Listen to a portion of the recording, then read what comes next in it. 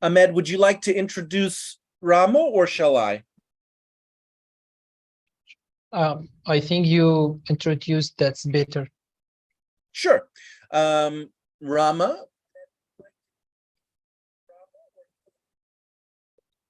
Excuse me. Rama, proud Ugandan, African, and Muslim, the diploma holder in journalism, currently pursuing a professional education and teaching award diploma at Frisbee College, currently teaching in James Green's English classroom and exploring new challenges, loves sports, nature, and adventuring. Over to you, Rama. Thank you, James. Hello, everyone. I hope you're doing well. Our shoots are fairly good today, feeling much better. And yeah, it's yet another beautiful day. And I'll do a continuation of what we talked about last time, child upbringing, all right? I don't know if I'm audible enough to you guys. Yes, Am I audible? All right. Yes, your voice is audible and clear. Okay, thank you. We talked about child upbringing, and this is the instruction. You'd say it's the instruction by a child from a parent throughout childhoodness. So you find that without a parent's instruction, a child is nowhere driven. And I've posed a question in the chat box. What activities should we create for our kids in order to bring them up in the right way? What do you think should we do? What activities should we create at home, at school? I'd love to listen to your views. Thank you.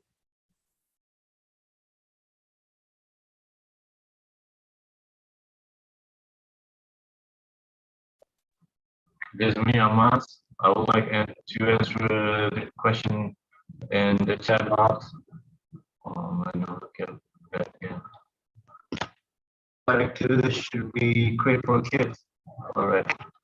I think we can create activities like activities that is like playing darts, and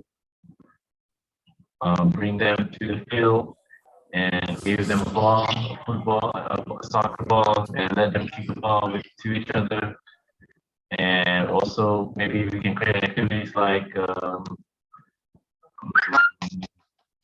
hide and seek, or racing, running, with each other on the field. Some kind like that. Sports, yeah, sports activity. I think we could create an activity like sports for the kids. So yeah, that's all from me, coming from me. Anybody else? Thank you, Amand. In other words, you mean that sports is a tool for great discipline.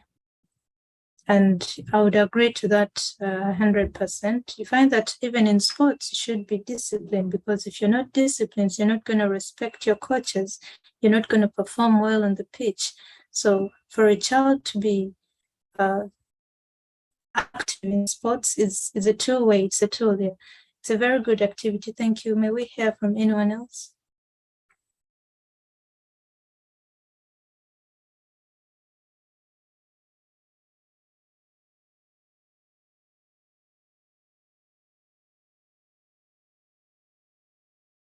This is Amira. Yes, Amira. I see nowadays it's very difficult to create a new thing for kids, especially when I talk with my kids, because the technology now is very how to say that, the technology take my children from me, and maybe they want something, and I didn't want the same thing. But I will try to manage this point about ask them what's like, if you like, if they like exercise. I put both of them in gym, And if for example, my daughter like to read a book, and I go to put her in this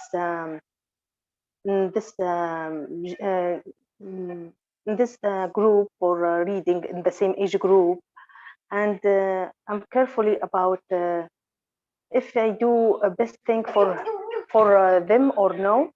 Sometimes I get a lot of benefit, and sometimes I fail.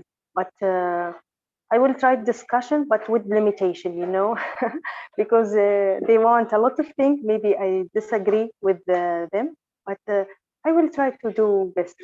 Anyone else?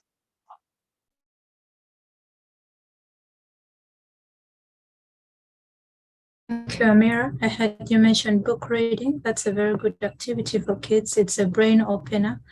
And yeah, should we hear from anyone else, please?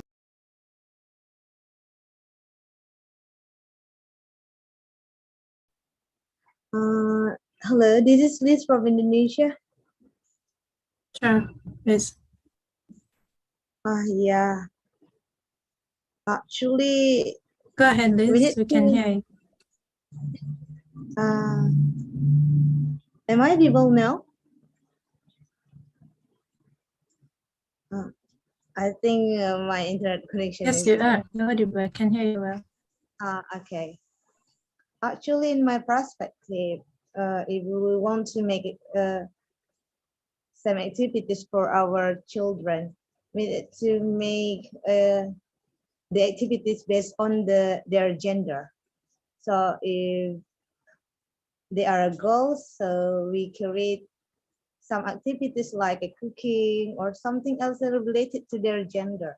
If they're boy, they can do activities with his father, and if she's a girl, she can do some activities, girlish, like cooking or something else, watering the flower or others. Actually, as a parent, we need to spend our time to our children.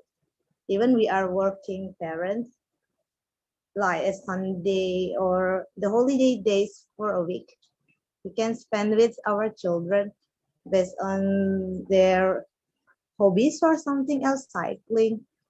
I prefer to make such outdoor activities. Okay, thank you. Anyone else?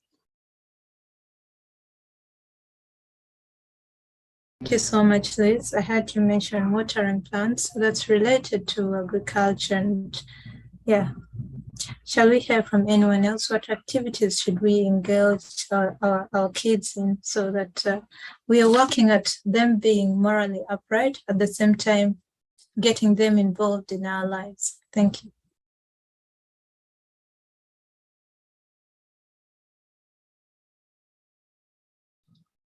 Amas, can you repeat back the question again? Me, I cannot hear. I cannot get it. What activities should we teach to our kids? What should we have them involved in for, better morals? What do you think we should do? You had in the beginning, you told us sports, which is very good. I'd love to hear more. There's so many activities. Thank you. Usma, Nani Indonesia. are you there? Usma Could you goes please give us some of the activities that you would look up to?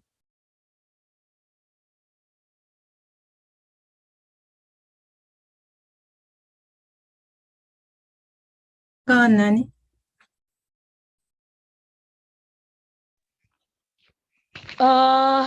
I would like to share my I own think experience. Nani. Can you hear me? Yes, Nani. Yeah, I can hear you. I just want to share my own experience, how parents, what activity parents can do to bringing up children. Like every weekend, my father always asks all 5 of us walking together in a one soccer field next to the house, and It's just like outdoor activity. That's instead of just playing, my dad also make a communication, share many things. He asks one by one his children, what exactly happened with you at school?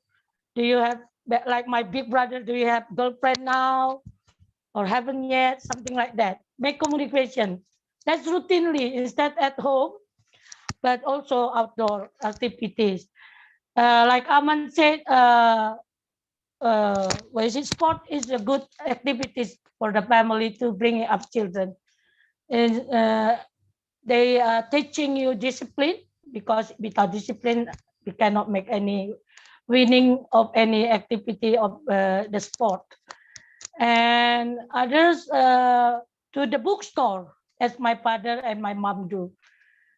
Rarely, because in my city at that time, rarely have any good library, but bookstore, yeah, many. So they brought us to bookstore after church. We have enjoyed lunch together, and then today we're gonna visit this bookstore. You can take one book only and ask me first. What about? Why do you interesting? Something like that. Then when at home, especially weekend, Saturday night, if we didn't dine out or went somewhere, that's another activity that my mom or my parents want us to do. Sitting on the table, open all your book that you bought in your bookstore. That's kind of regulation to read first and then tell the story. It's just like summarizing. Since kids already did that one, but different way. What we have in this group, they just like retell the story what we understand from the book. Sometimes we haven't finished. Sometimes, like my brother always finish on time. Then he was able to share the story. So the value from the stories is gonna elaborate by my parents what exactly happened. How do we deal with the problem? That's kind of examples from. Also, we've been subscribing kids magazine at that time. Bobo, very popular in Indonesia, and many fairy tale. That's also kind of activity.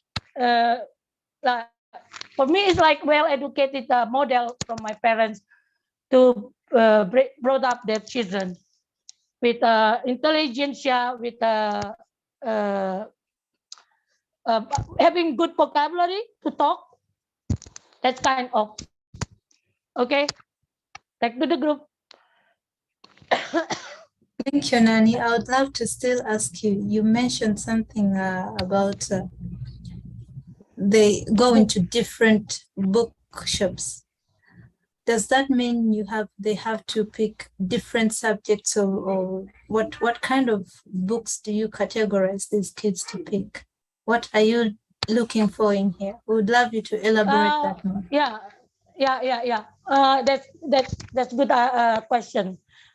Because mom children different ages, so mom make any like standard for my in a general, comic is okay, novel is okay, but as long as the topic clear for my parents, not like other out of the track something. No, they control on what kind of book, because they subscribe. My brother different magazine with me, different age. My sister and I, only two daughters, the similar about girls magazine. It's okay. My mom didn't know how to do makeup and something else. My sister really loved makeup and fashion.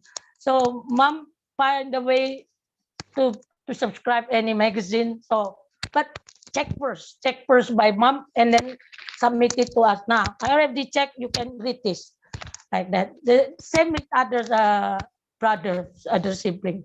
They make standard, not all that like we want. No, they make standard too. That's why in the bookstore we show them, and then they check. Okay, you can take this, then they pay something like that. Thank you, Nani. I hope this was very helpful to all of us. And it doesn't mean that when we are choosing books, we just choose books anyhow. We have to care about the content. And as a parent, this is very mindful. Whether you're a parent or not, you watch what you read. I mean, is it brain building? Are you gaining something from it? So I would love to listen from other people. What activities do you think as a parent you should create for children? Thank you. Ahmed, I see you thinking a lot. Would love to hear from you. This is Ahmed. Yes. I am not father. Actually, I don't have any kids. But I have some experience, like reading the magazine and give him advice to making the discipline in the going to school or something like this. And you can give your kids or your children how can play the football. For example, you give him or her to the outside, playing the football together. I think that's created some happiness between some family. Like father, I think if you thinking in the way you can making some relationship, good relationship, and a stronger relationship between your kids and you. And there are a lot of the activities you can follow it and implementation it between your kids, for your kids, to making like Nani said, the discipline, making the discipline on the something consider is important to develop him or her every day. So I think that like father or mother or like parents, you can focusing on it and thinking on the one. That's all. Anyone else? Thank you, Ahmed. That was very brilliant. You mentioned about book reading and sports. We should also follow up what kind of sports are these kids going into, because it is a very broad thing. There are different dress codes for different sports. There are some that are really inappropriate and you wouldn't want your child to dress that way. So there are also other ways that you can minimize. You want your child to play such a sport, but you're going to put it in a way that, okay, I'm going to buy her some long bikers so that she doesn't show too much skin. Let's say, for example, for some sports, you're going to have a time limit. You're going to talk to the coaches. Okay, I want my child to do this sport, but at such and such a time.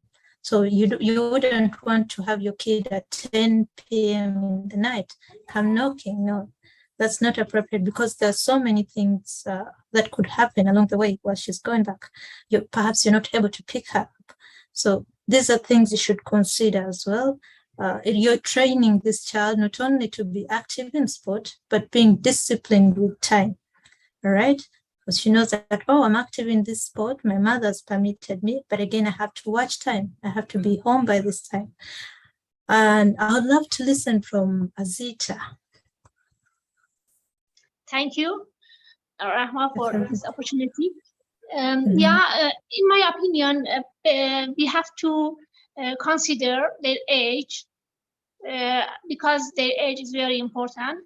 Which kind of activities suitable for them? For example, when they are small, some physical activities necessary for their growth, and we have to pay attention enough to this, because it's like kind of exercise for their body and being strong.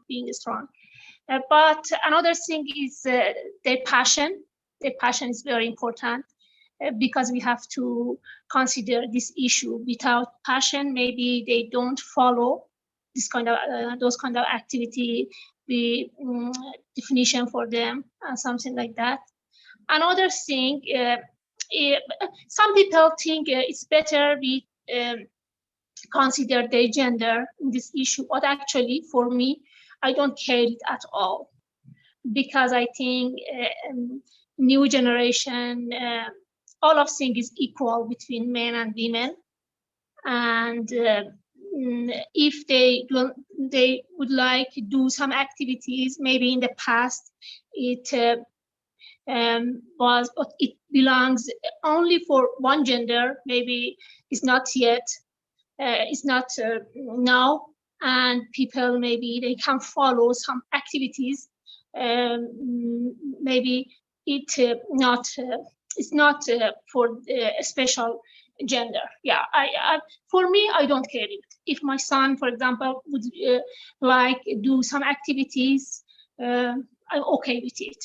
Yeah, because in the past, for example, cooking, these kind of jobs and activities most of the time belong women, but nowadays we know some chefs, they are amazing and they are men. It's okay. And some kind of activities like engineering and something like that. But one thing, in my opinion, one thing is very important is we allow them be themselves, real. They have to show their real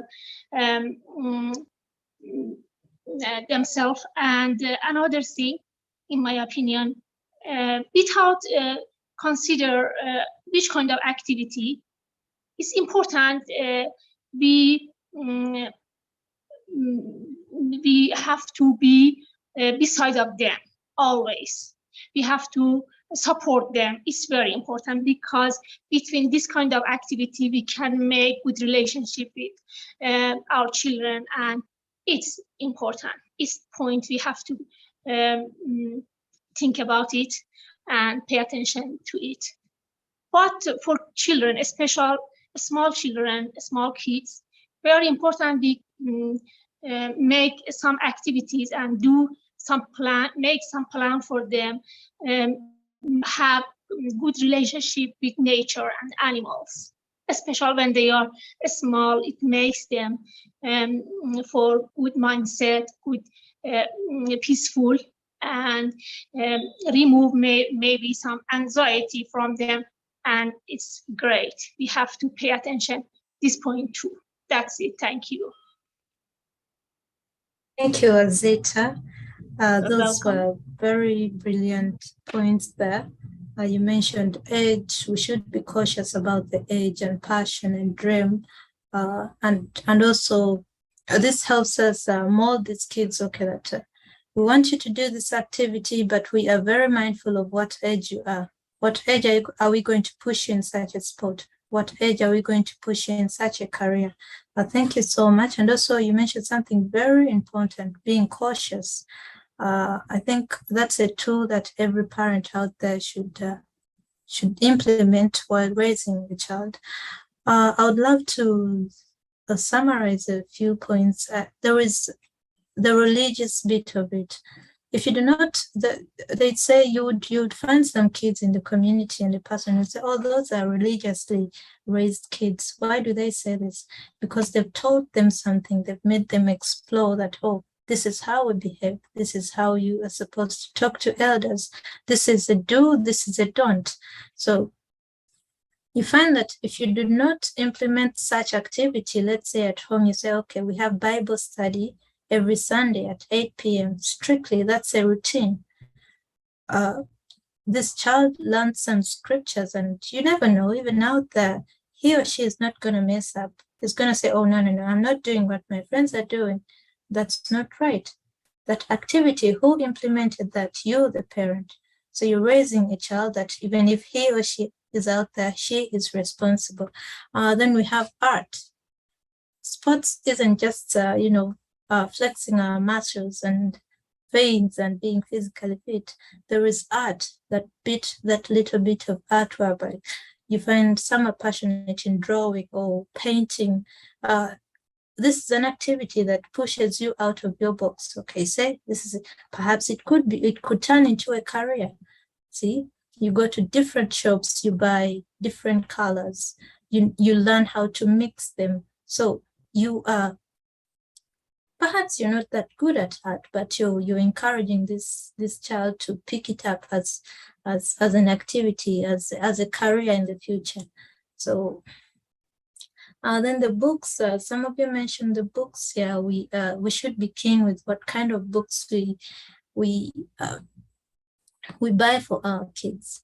The second question is, do strict parents or authoritarian parents raise well-mannered children? Do you think being strict can help me raise a well-mannered child? I've dropped the question in the chat box and I would love to listen to your views. Do you think being strict helps me raise a well-mannered child?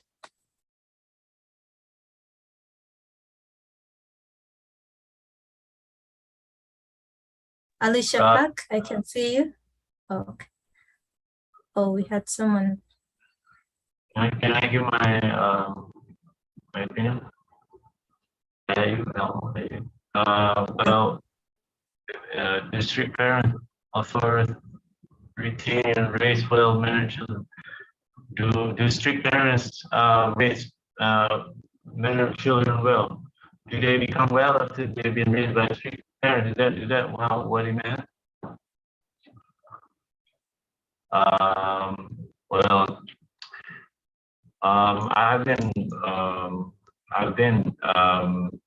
raised by my parents. Actually, they were actually strict. Yeah,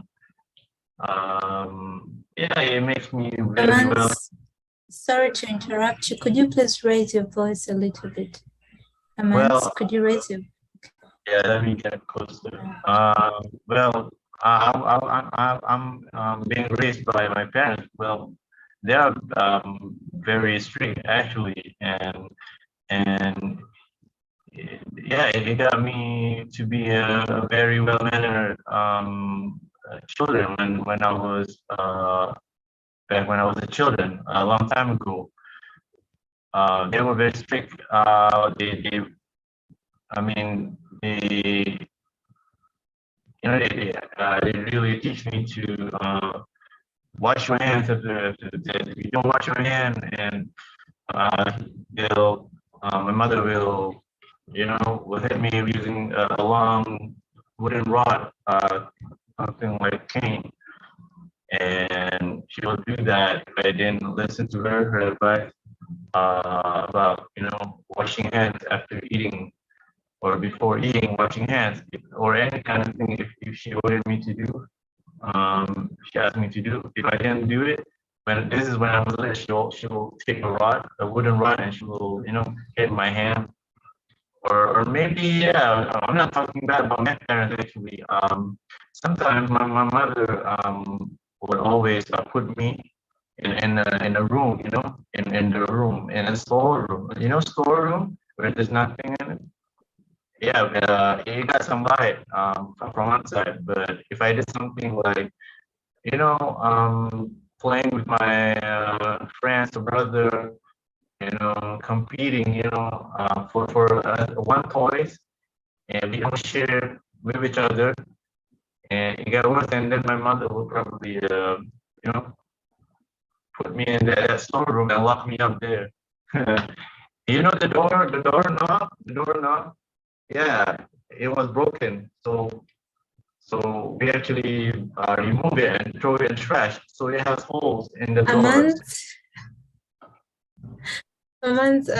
Sorry to interrupt you. You're going on, and I see other people would love to give us their views. Thank you so much. It is very evident that you are a well-raised young man, and thanks to your parents for being strict. So you agree to being you agree that a strict parent would raise a good child. Khalid Yusuf, I see you in the chat box. You say you agree. Could you please bring your opinions in the group?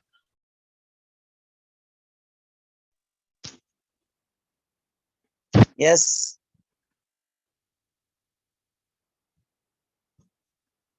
Yes. Do you think a strict parent raises a well-mannered child? What are your views? 100% agree with your question that a strict parent nurtured and brought up their children well-mannered. It's a good thing, but not too much strict, that we know that if we bend something hard thing with, then it would break down. So not too much strict and not too much lenient. Maybe in a middle way, we parents have to take a middle way to brought up our children, to give them good manners and teach them etiquettes and morality. That's my point. I'm agree with you. Thank you, Khalid. Yes, Baba. Hello. I Anyone think else? you hear. Yeah.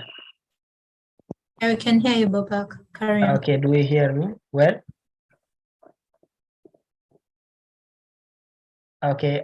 I think, when it's come to raise a child based on my few experience, because I have been certain time close to a child. As Khalid say, you have to be in the middle.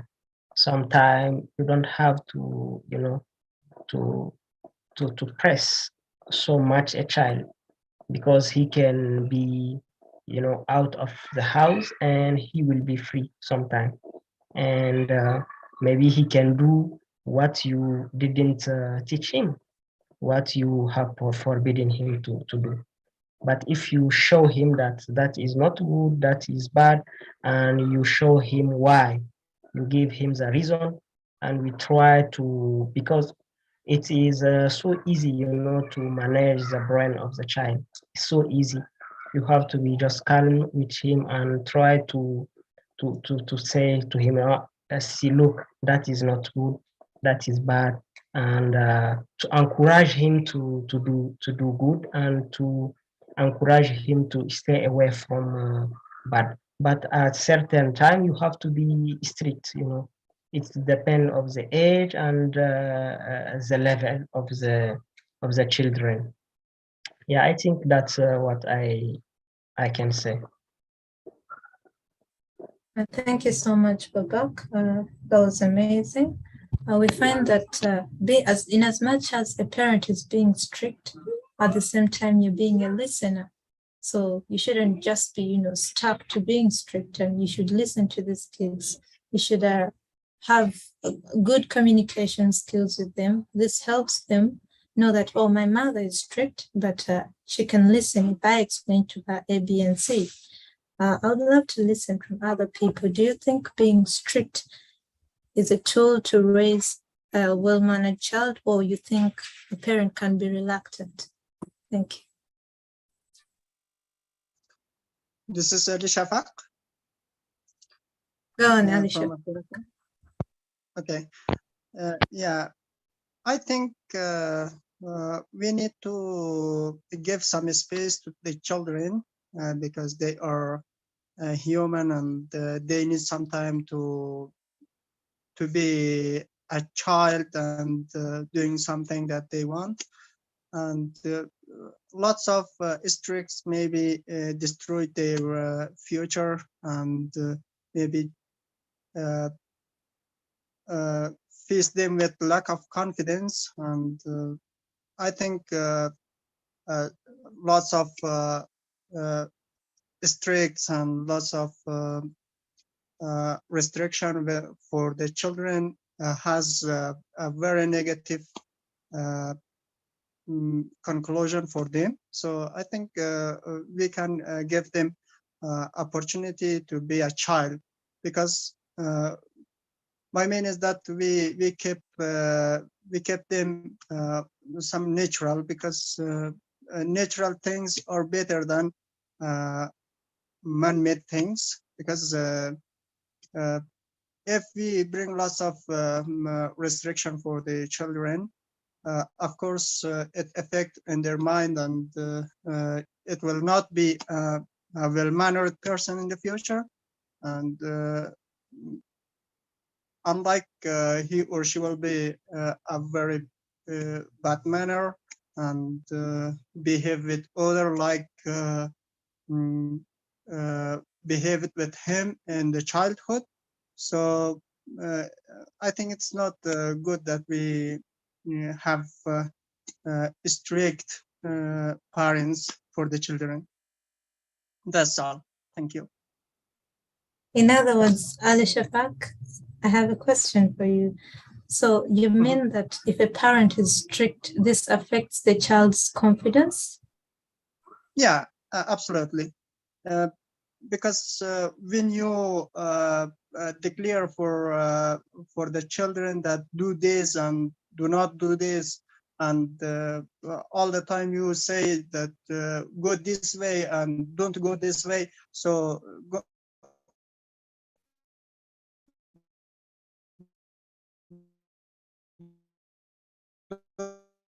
don't go that way. So he doesn't have anything for himself and should obey another one every time. Maybe there was someone to tell him or her to do something. So he cannot do anything in the future when he or she get adult, cannot do any important thing and cannot sometimes they will be faced with making decision, and they will be faced with problem with making decision. So I think lots of instructions has a very bad effect on the children's mind. So of course everything needs to be some observation on that. So children also needs to observe by their parents. So it's not the meaning that we always tell them that don't do this and do that. So it's very bad for their future, I think. Thank you, Ali Shafak. We heard you well, but I'll give a view to that at the end of the session. Ahmed Syria, I can see you raising your hand. About your question, I have that I totally disagree with Khalid's opinion, and I agree with Ali Shafak's opinion. Because the strike can't create the comfortable environment for the children. For example, I am working as a father. I have a child.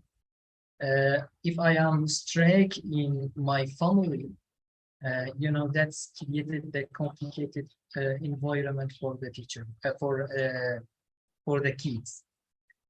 You must give the simple instructions for your kids to, if you want to be the understood issue for him or her, you just give the simple.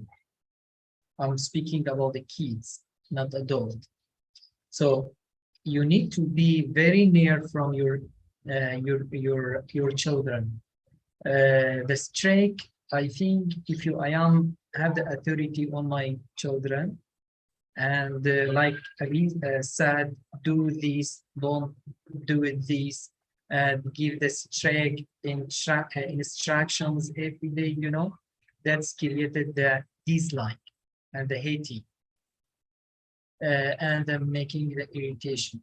You need to be crucial or the strict, but not in the complicated environment. Just let your children is living with comfortable and give him or her the simple instruction. And about your another question, is the strict created the comfortable environment for the children? In my thought, I think no. For example, if I am strict with my children, that's not created the comfortable for my children. So you need to be Ahmed, I would love to understand you. So do you mean that you can be strict, but at the same time with clear laws and regulations, your child will be a good child, or he or she will be a good child? Is that what you're trying to tell us? Yes. That you can do sure. both? Not both. Yes, both, but not sometimes. Not always I am strict. And sometimes I am strict, sometimes I'm not strict. If you have the statement by him or her, you need to discuss with your children with a simple way. You need to understand your children, who is children need, you know, something like this. The strict and the stronger way, complicated way to deal with your children, I think that is not good.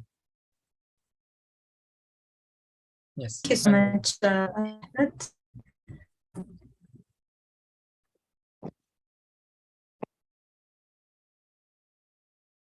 Shall we listen from Abdullah Demble? Abdullah, are you here?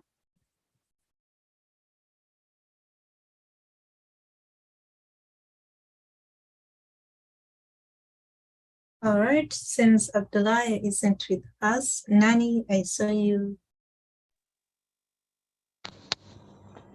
Yeah, but there is Liz raise hand. You want me or Liz first? I don't know. I can't Liz see anyone on my raise her hand. Okay, Lisa. I think go first, then Lisa, because you had tried to, you had attempted to talk. Yeah, I just want to add what Ahmed said, because what Ahmed said is exactly my parents' rules. Ahmed, no need to be strict, but my parents strict in a certain way. A strict rule.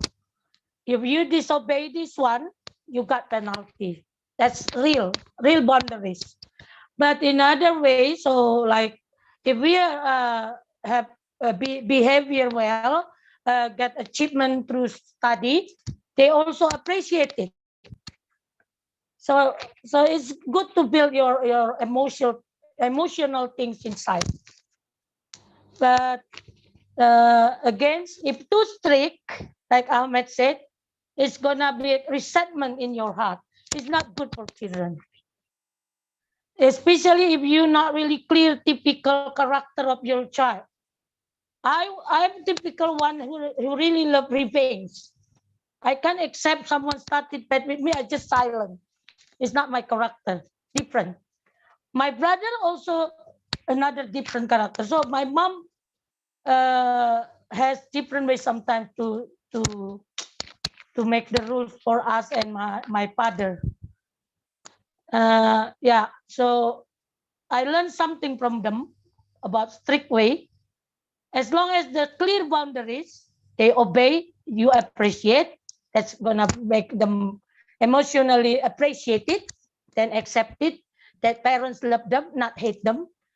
If you just give penalty without clear boundaries, without clear what was wrong, then didn't make any communication, just get punishment, it raises that resentment in their heart. It is gonna be bad for the whole family. They be the rival, they be something that uncontrollable. Without you knowing sometimes, because it is overlap by time if you never make the clear point of this. I learned that from other cousins that the parents didn't do clarification with the punishment. They ran out from home.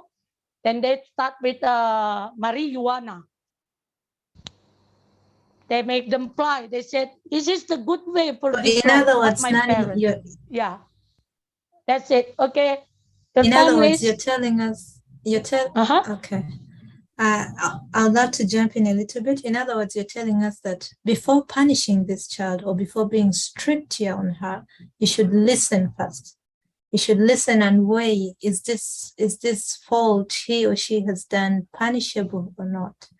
All right, I see your point, and I hope other people really take this in. Thank you. Alisa, Indonesia, please carry on. In my perspective, to be a strict parent is a good thing as long as the purpose is to make the children disciplined and have a good manner. But if the parent is strict, it will give many negative feedbacks. And I saw that more children who has a strict parents has a low self-esteem in everywhere they live. They don't have any breath to do something because they have strict parents. So if they want to do something, they will ask permission to or ask permission to their parents. So I saw it. And that's why to be a strict parents is a good, but too strict a parent, if they are too strict, that make their children has a low self-esteem. And then, as I know, because my mom ever told me that mostly, my mom was a teacher, and she ever told me that mostly a children who's a strict parents are a troublemaker. They are a troublemaker in the school because they have no chance to develop themselves, to express themselves in their house, because they have a strict parent in the house. So they express themselves in the school. That's why mostly they are a troublemaker in the school, such as disturbing their friends or something else, a bad thing to be. Unfortunately, mostly they make a problem in the school because they have no chance to express themselves in the house. Okay, thank you. Anyone else? Thank you, Lisa. Those are very good points you made out there. I'd love to clarify a little bit. When you talk about strictness, it doesn't mean that the parent is not a listener, all right? This strict parent has room for open communication, all right? How is the open communication going to come about? It's going to be, let's say, the laws. He or she is going to set laws in the house. Okay, we have dinner at this time. We do not speak loudly in this house. We have a strict routine, maybe let's say healthy routine. These are the kinds of foods we're supposed to eat. Why? Because I want you all healthy, all right? Speech, you're working on this speech in the house because you know that someday out there, you're not gonna be with this child. You wouldn't like to get a phone call from school that, oh, your child was a smart mouth at school, all right? So you are being strict in a way, but at the same time teaching this child, all right? I'd love to listen from other people. We still have a lot to cover up.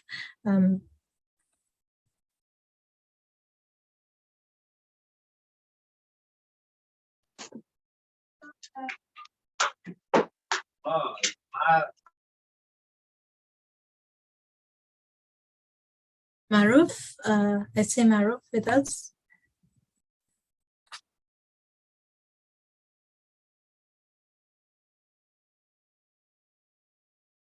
Maruf, can you hear us? Yeah, sorry, I have a bad connection. I can't hear it. Where you? We can hear you. Carry on.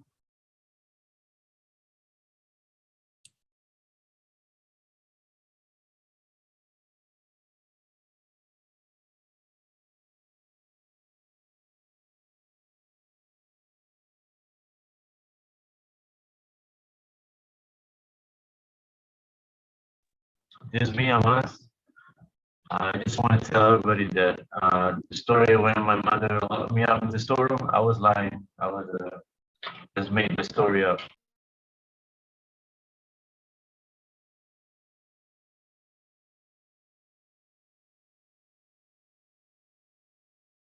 Okay. All right, I'll carry on by saying that you find also being strict is also another way of being flexible, all right? You know that, okay, I've set my rules and guidelines and I expect this children to follow them. So you're not going to be around all the time. You're probably at work or you've traveled. Your rules are still working because they are listening, whether in your presence or your absence. They can do what is right. They do what is right in the right place at the right time. So they are teaching themselves that, okay, I have to behave this way. I have to do such an activity at this time, and I have to be stationed in this place. Can I say something Anyone about that? else?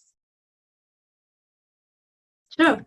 Yeah. So I really liked that, what you just said, that having a kind of clear, strict routine is a way of being flexible. And my experience of that is of the opposite, which is people or parents that are extremely flexible, have no boundaries, no rules. Anything is okay. That there is a kind of like rigidity to that creates a problem. I don't know if that makes sense to others, but doing anything at any time is becomes an obstacle to doing anything sometimes, to having a clear plan for doing one thing at a certain time.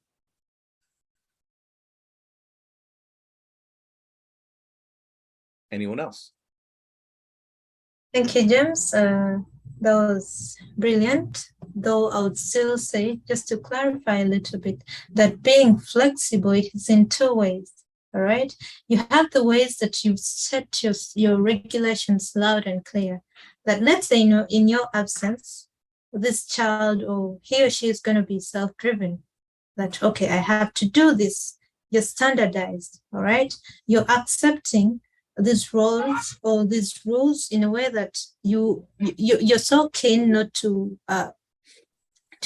go out of line and do what your parents disagree with. So this makes it easy on the parent that even in her absence, she's flexible that, oh, my child is going to follow what I say, that do not go out past this time. By 10 p.m., you're supposed to be at home. I hope we are picking leaves here. And I think someone wanted to say something. Or... Anne, are you there?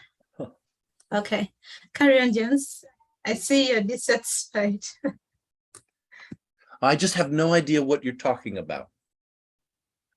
I'm not dissatisfied. Well, maybe I am. Yeah, sure, I'm dissatisfied. I would like to understand you, and I don't. I don't have a sense of following you.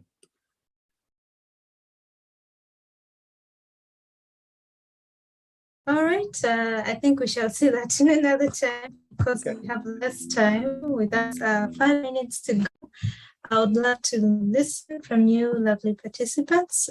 What satisfactions? I'm checking James's word today. Satisfactions, dissatisfactions, feedbacks from you.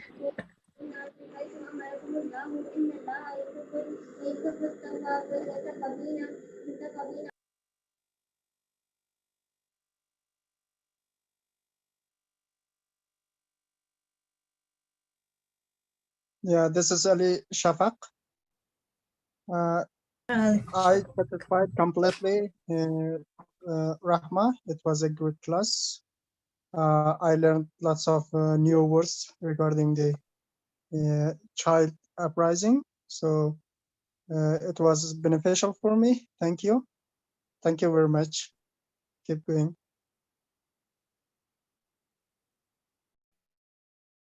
Ali?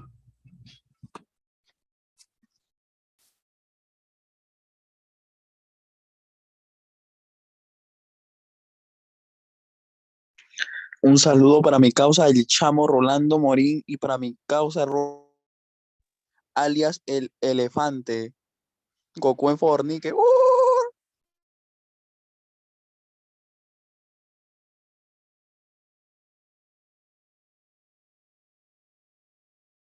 I think we had some distractions, but let that not bar you from sticking in the class. What are your views? Like, what are your feedbacks? Do you think this will work for you, or? Okay.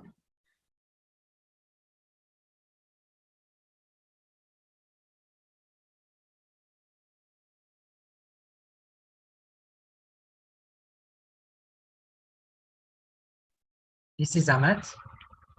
Thank you so much, Rama. Actually, that's the great topic to discuss about it. So I'm so glad to listen the different opinion, different experience about it, because after 10 days, I will be getting it. So thank you so much.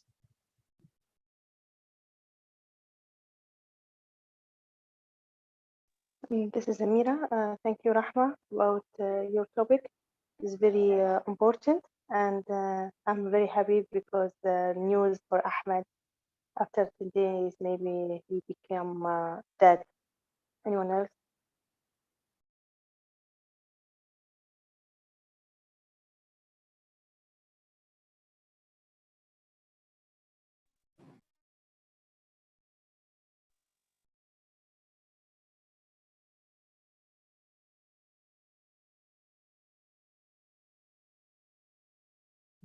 To wrap up in. This is Muhammad. I'm so satisfied discussing about the topic that Ms. Rama had created at a Hungarian, and it was fun giving my story, what happened in my life, and how my parents, how they treat me when I was a kid, and yeah, that's all. And yeah, anybody else? Breaking point, Aman.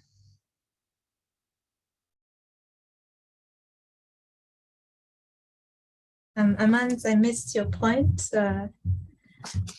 Yes, Nani, you had something to say. Yeah, I actually want to say this is good topic, but I don't understand why people, not so many of them, want to talk and share their experience. Some of the parents, maybe they don't have anything to share, but at least you share something, your experience when you're a kid. Everyone here been a kid, never been born and then adult. You have the pace, baby, adolescents, teenagers. Oh, that's good things if you are able to share. Yeah, good topic, Rama. In other words, it covers all age groups. You find that, let's say, from the adolescent stage, because someday you're going to be a parent. You never know. You may be a parent in your teen years. I mean, who's going to teach you? And I pray that I hope that we all learn something and we apply this to our daily lives, our kids, so that we raise better kids and, morally upright kids and a better generation. So you don't have to be a parent. You could be a nephew, you could be an uncle, an auntie.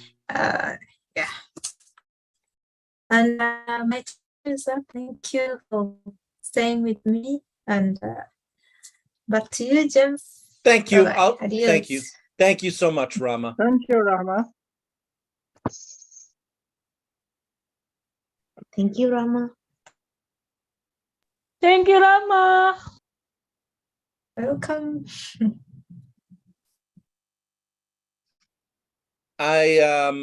I'm taking the class for 5 minutes, taking it into my possession because Eden is not here.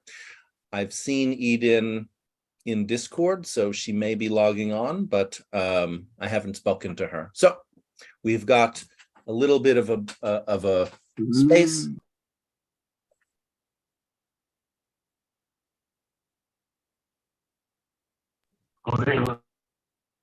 They are here, James.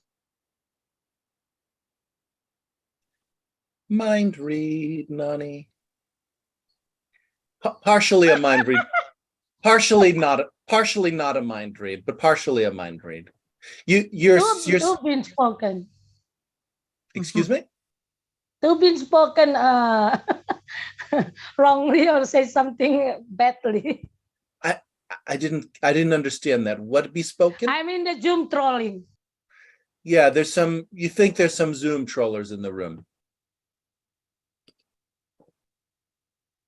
Yeah, There might be. there are some strange names. There might be. So who do you think it might be a Zoom troller? You ask who? Joseph Ali, hold on. Ali and Nani, would one of you talk at one of you go, right? I'm going to talk to one of you. So Nani or Ali, which of you would Ali like to? first, Ali. Excuse me, Nani. No, that's not how we do things here. I don't know if are you new here, Nani? You're not new here. No. Okay. No. You asked for a fight. I'll give you a fight. Nani, don't push out people's boats. If you want to go ahead. I am the biggest troll here. If you're worried about Jose and Carlos, forget about it. You better worry about me, Nani. Okay? Okay then. Okay. No need to mention, just worry about you.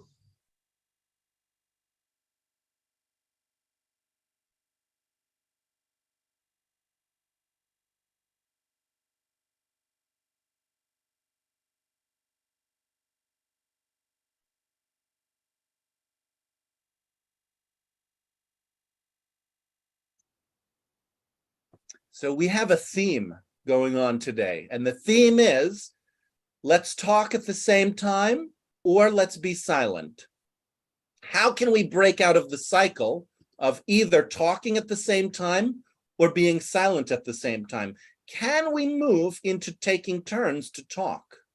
Or do you want to keep doing this pattern of talking at the same time, being silent at the same time, where we then don't get to hear what people are saying?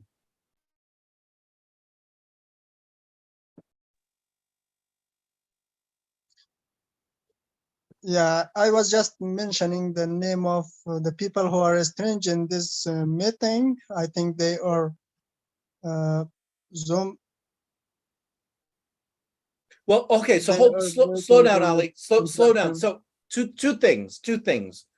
One, there are names that you're unfamiliar with. That's a fact. Then you jump from the being unfamiliar with a name, you jump to the assumption that they're a Zoom troller. They might be, but we don't know. So let's start slowly, one step at a time. What are the names that you're unfamiliar with?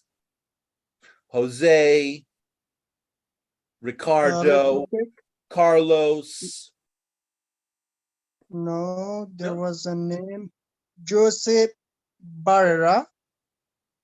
Jose, yeah. Jose is pronounced Jose. Jose Barrera is an unfamiliar name. Yes. Okay. I never seen him or her before in this meeting. Well, they're here, so we could talk to them. Hello, Jose. Are you new here?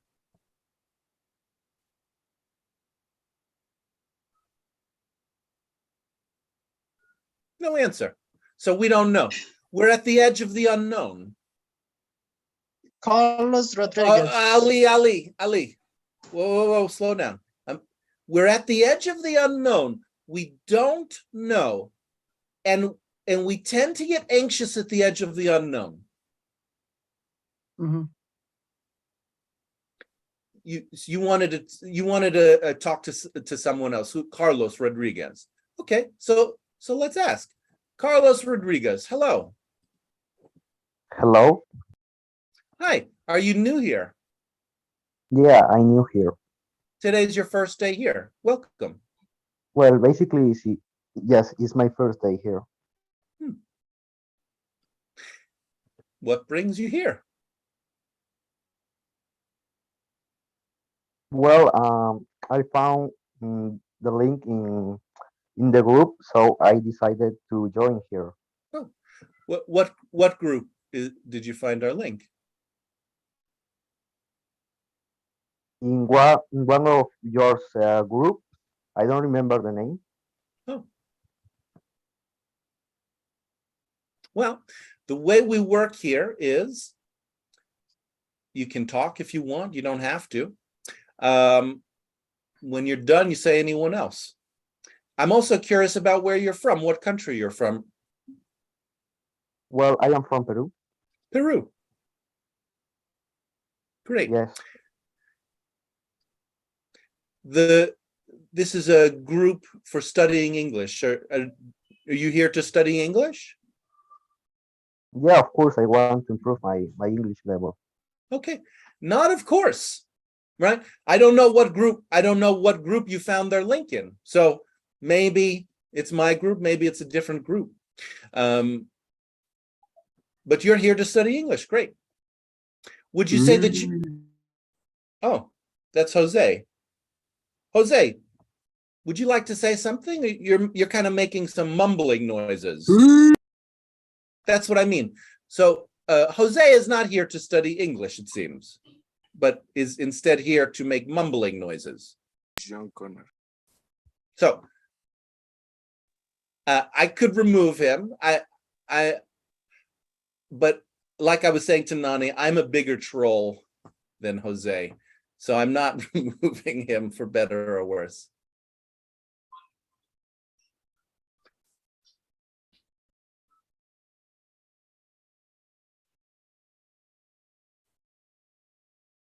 Competition of the trolls.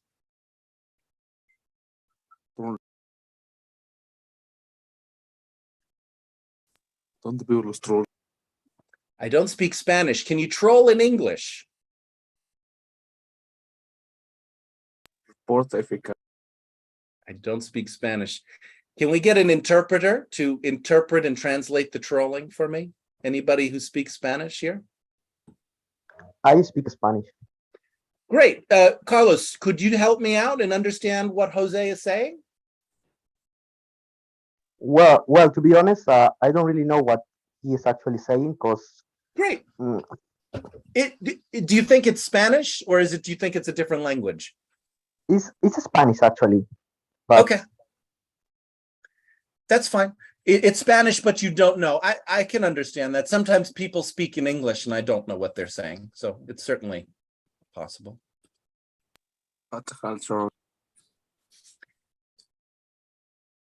He's choking. I think. Hi, David from Spain. You wanted to say what he's saying? Fuck you, nigga. Well, I heard that. So that's not allowed. Oh, shit. Nigga. Nigga. Yeah.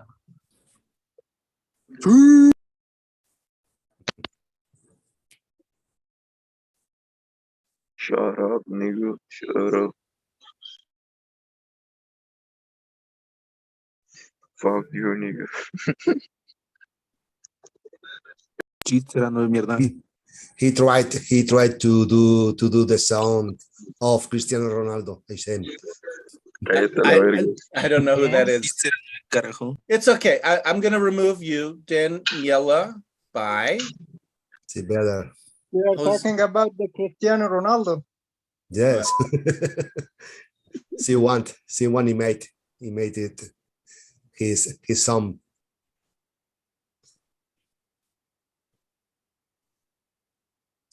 When he was born. Oh, hold on. No. Did somebody remove that person? I don't know if you did that. You got to work with me on this. Nani, please don't take it personally. I'm going to take back host.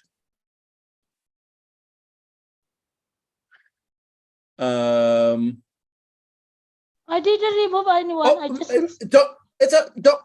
Please don't take it personally. I'm withdrawing co-host from everybody. I like to do this in my own way. So don't take it personally. I'm removing co-host from you, Nani and Ali Shafak.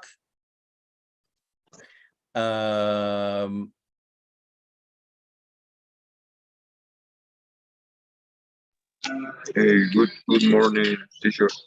Okay, hold on, student. Hey, good morning. Hold on. So, okay, I'm the host. There's no co-hosts. Good morning, nigga. Okay, goodbye.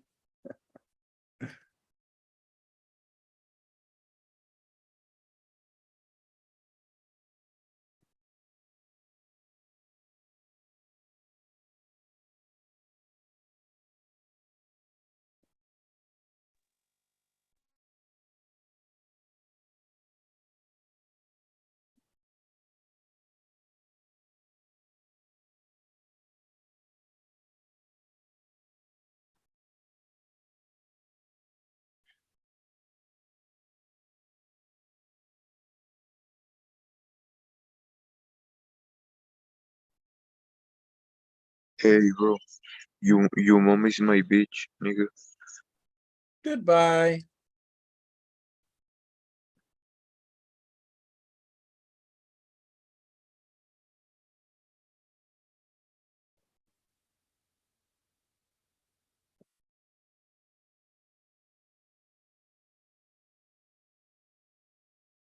Ahmed, no information from Eden? Actually, no.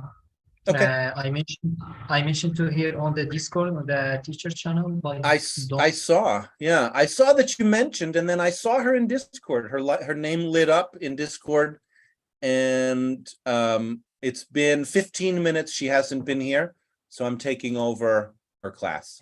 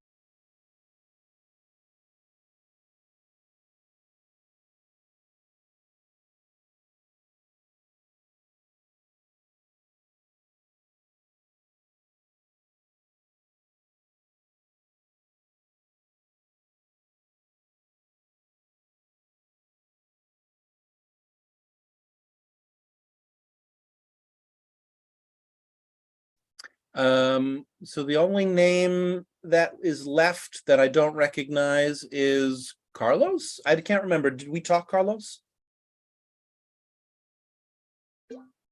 What was the name of the gentleman from Peru? Was that you, Carlos, or was that somebody else? I can't remember.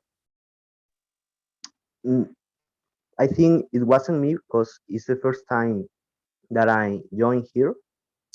So, well, the person from Peru said it was the first time also. But anyway, what country are you from, Carlos? well, I am from Peru, but actually I live in Spain. Oh, okay.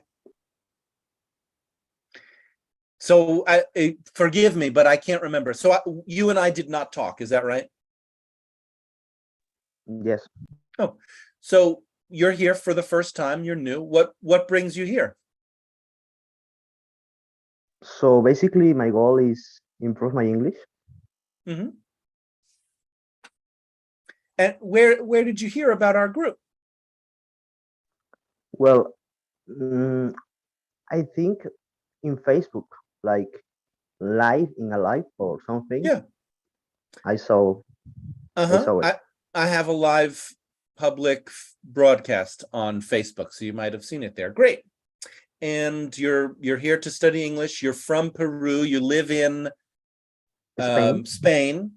And what is your level of English, and what are your English goals? Is it beginner, intermediate, advanced?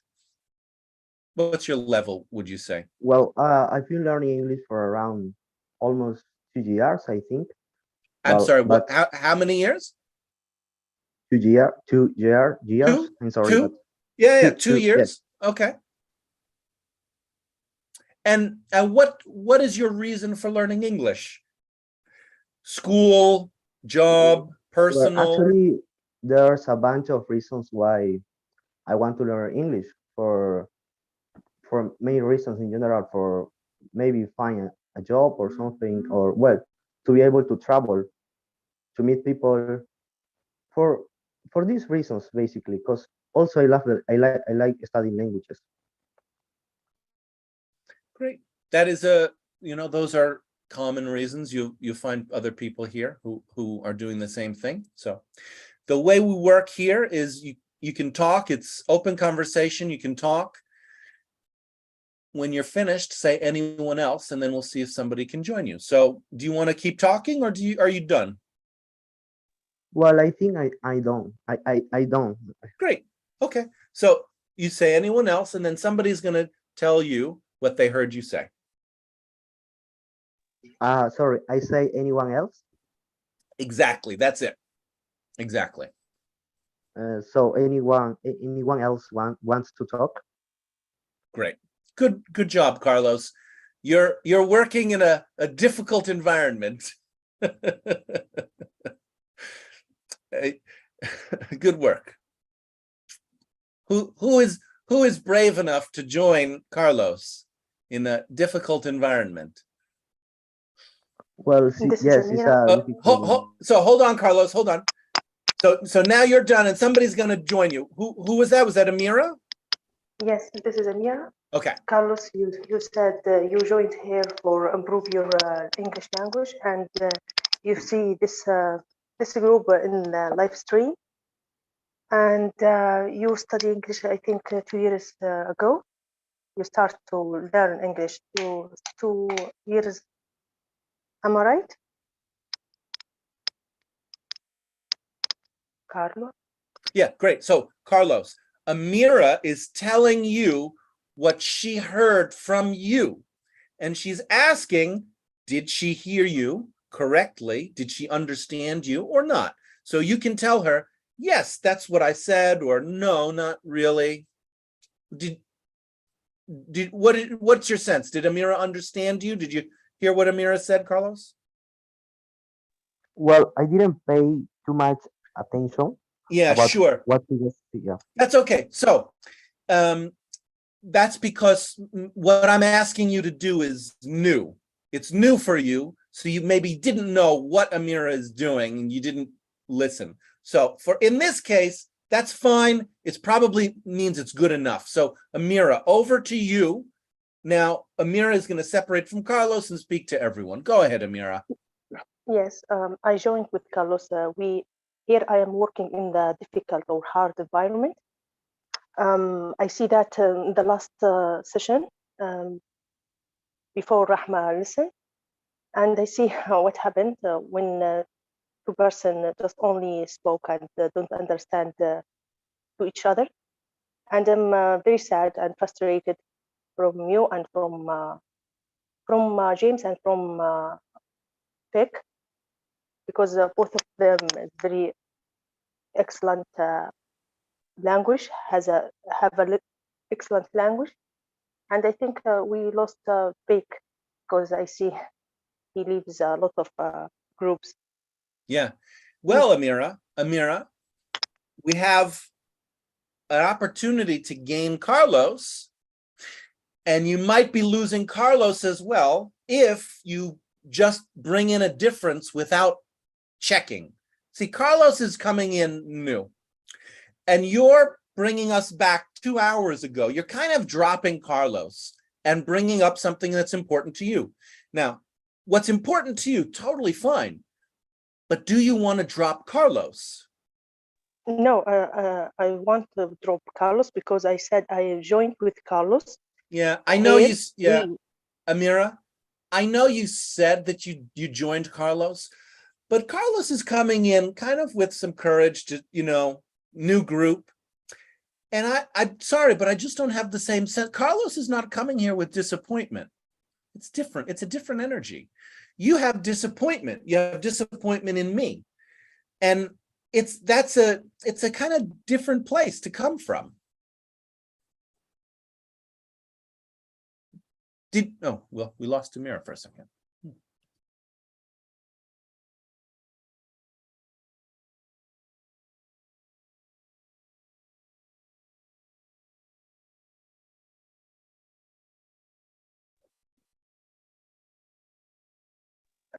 I'm so sorry. It's I okay. think my internet suddenly When you cut left, off.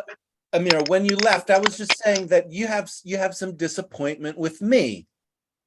And that's a kind of different energy than a new person coming here to study English. Yeah, maybe you are right, but I take the floor, and I want to exploration what happened, and it's very important for me. I know. And do you also want to drop Carlos? Maybe it's the wrong way for dealing about Carlos. Yeah, I drop Carlos. You'd be dropping Carlos, and it's very easy to do because people who are here who are new are kind of the most vulnerable people, right? They don't know what we're doing. It's hard. It's hard to be a new member of a group. It's hard to figure out what's going on in a new place. And that's why I'm pointing it out. That's why I'm pointing it out. If you right, you're kind of saying you want new people to be able to come in. And Vic is new too. Vic is relatively new. He's also struggling to get into the group. But you're dealing about Vic very hard, and you didn't give time for understand. Yeah. And you're disappointed with me about that, about how I'm dealing with Vic being too hard on him. Yeah, sometimes you're dealing very hard for someone and very kind and very patient with others. So I'm just only coming here for say something about you, and that is, I think that's the good way or real time to do that, because it's just only for started 1 hour.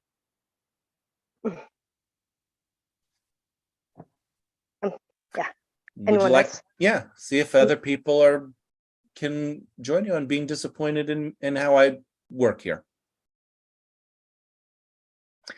Who else in the group is disappointed with me and how I dealt with Vic? Raise your hand.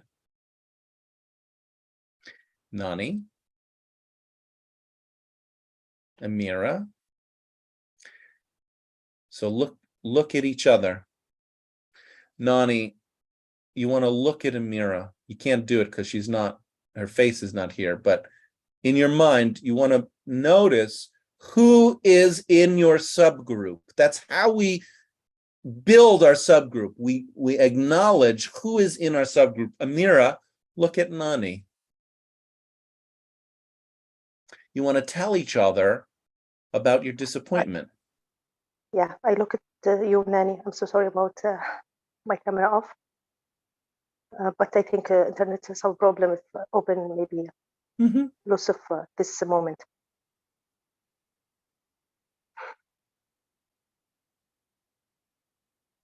Do you want to tell each other about your disappointment? Nani, do you want to tell people about your disappointment? Nani, Indonesia.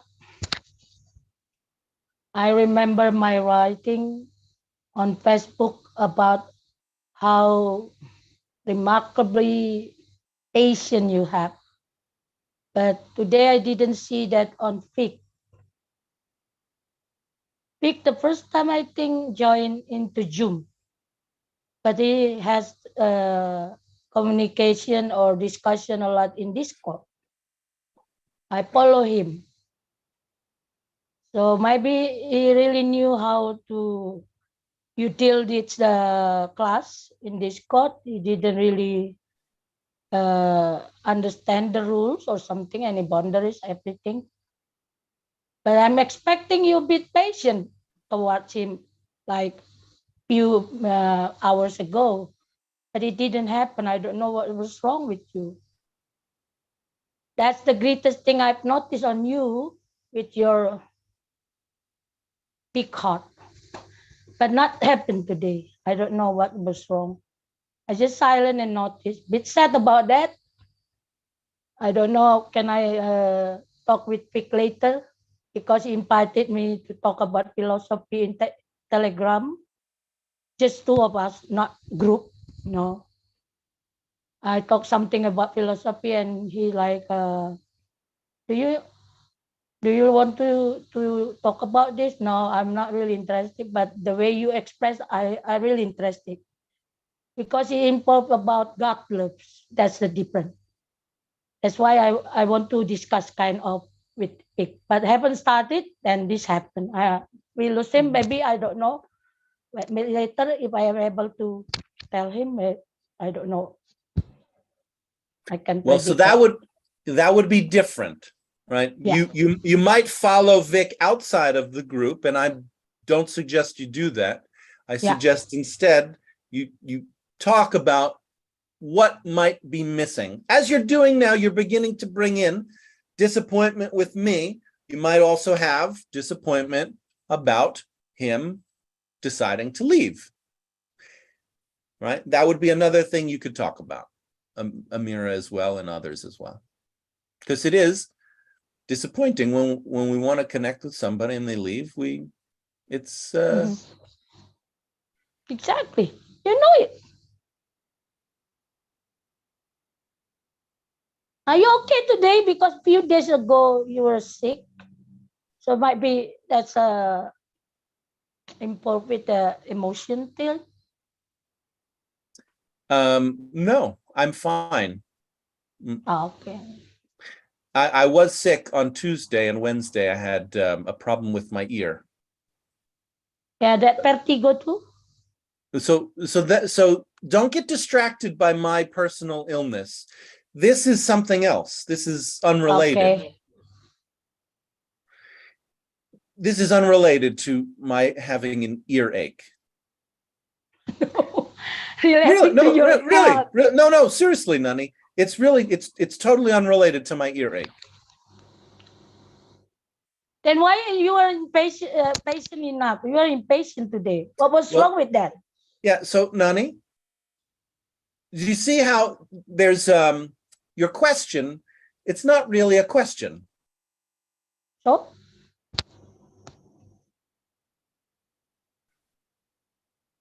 It's not a question then? How can I know? Well, knowing and having a question are not the same thing.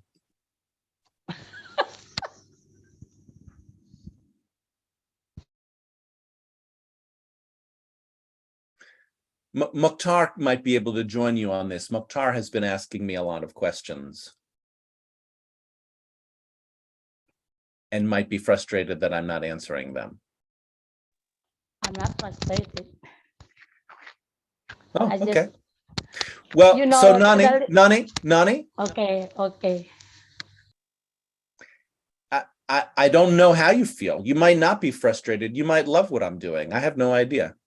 The point is, well, you're saying no. Like I said, you could say no all day long. I'll never know how you feel. You could say, I'm not happy. I'm not frustrated. I'm not jealous. I'm not irritated. Right? When we say no, it implies that you have a feeling. But if you don't tell us what the feeling is, I will never know. Would you like me to tell you? No. Okay. No, the question is not what I want. The question is what you want. Would you like to tell us how you feel? Yes. Oh, go ahead. I am disappointed. I told since beginning what was happened with you, not really patient enough to face Vic. That's all. That's why I connected your help. You said it's not any relationship. It's okay. Put it away. So what was wrong? Then you having not a really patient, big heart to face Vic. That's all. Okay, that's fine. You didn't answer my question though, because my question was not how do you feel about how I dealt with Vic. My question was about how you might feel, or Mukhtar or anybody might feel about not answering a question. That's a different. I told you. I said disappointed. Okay. You didn't catch that one. Okay. Okay. So you're bringing in the same energy that Vic was bringing in, where we're talking over each other. I'm unable to finish my thought and you're correcting me. And so we're not taking turns. You and I are in a roll lock. It's not as intense, but it's the same pattern, same exact pattern.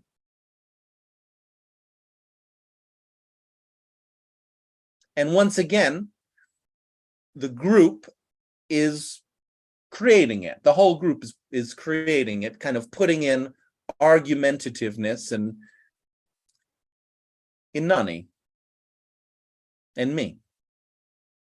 And the group can undo that by exploring its own tendency to be argumentative and to ask kind of leading questions.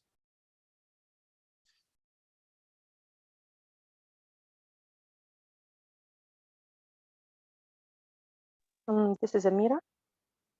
James, you said about the group and argument, and maybe the group, whole group was do the same thing, and no benefit result, and maybe this problem may be resolved if anyone asks a direct question. Am I right? You're not correct. No, that's not what I'm saying, Amira. I'm not saying to ask direct questions.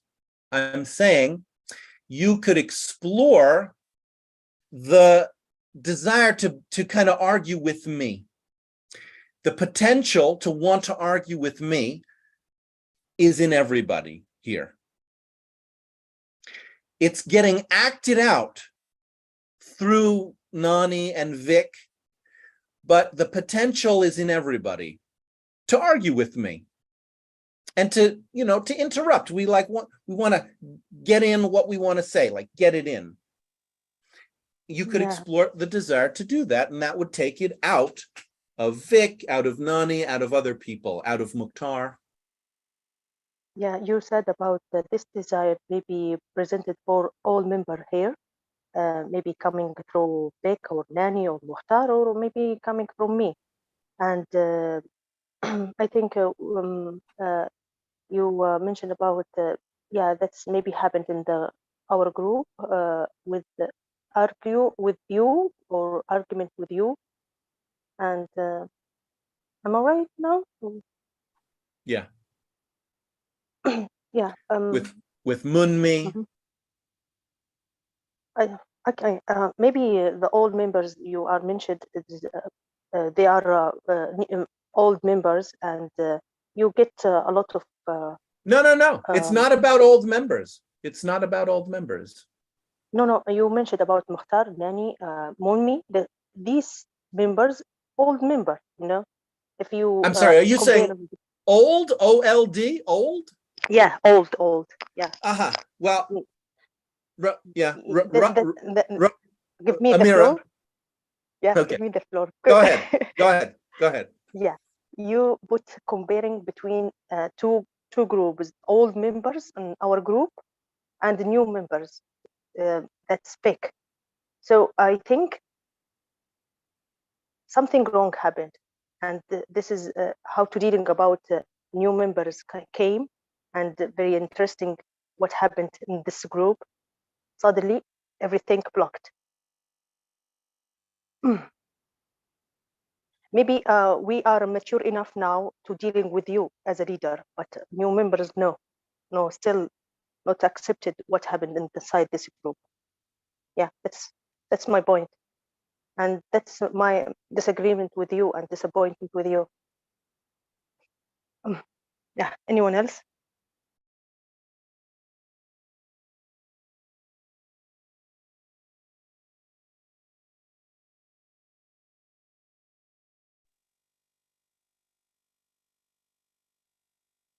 Yeah, this is Ali Shafaq from Afghanistan.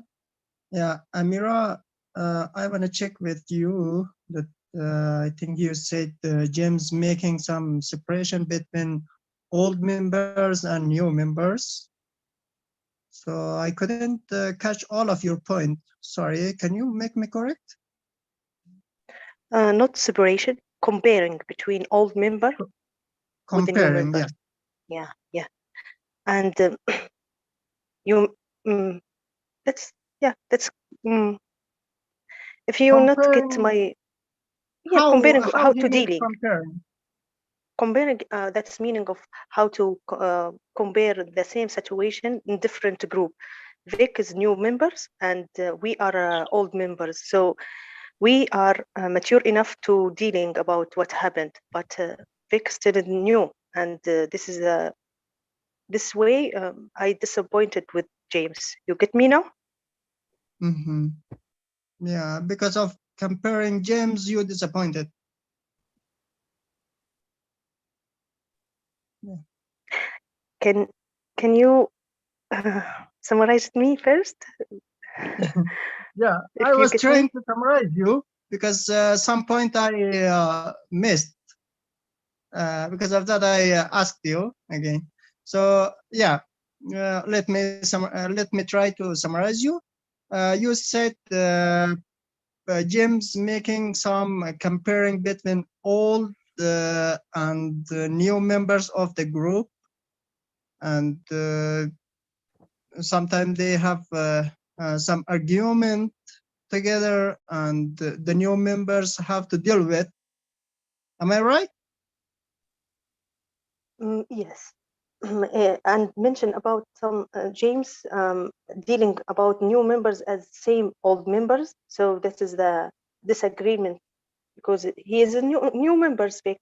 So this point about for me how to disappointment and disagreement with James, you know. Yeah.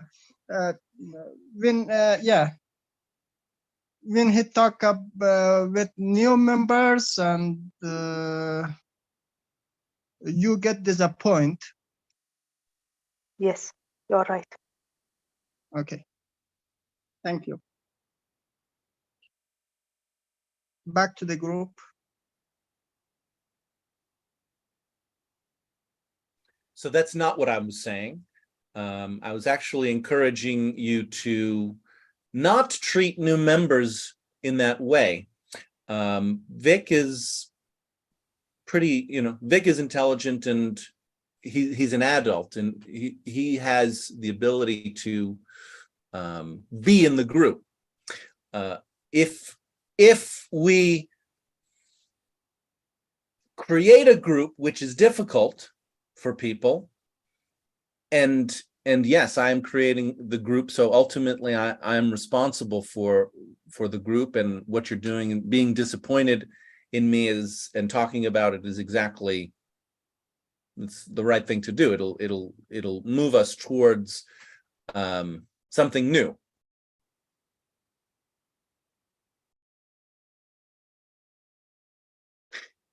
If you put it in me, if you put dealing with new members into me alone, well, then you won't have the ability to create a group. You'll be asking me to create everything, and then you'll be a victim of mine, right? Like you're saying, you'd like me to do it differently, but I'm not doing it differently. I am, doing whatever I do with Vic, with Nani, with Munmi, with Mukhtar. I'm doing it my own way. So the question is, would you like something different? Can you come in and talk about what you want differently and join each other, right? So Ali Shafak, I don't know where exactly you stand on this. Did you say that you were disappointed in me about the way I treat new members or not? No. Okay. So I don't know where you are, but you're not with the subgroup that's working right now. So just I'm not aware of your threat with the new guys that you are talking about, maybe Vic, because I was not present at that session, I think. Well, that doesn't tell us anything.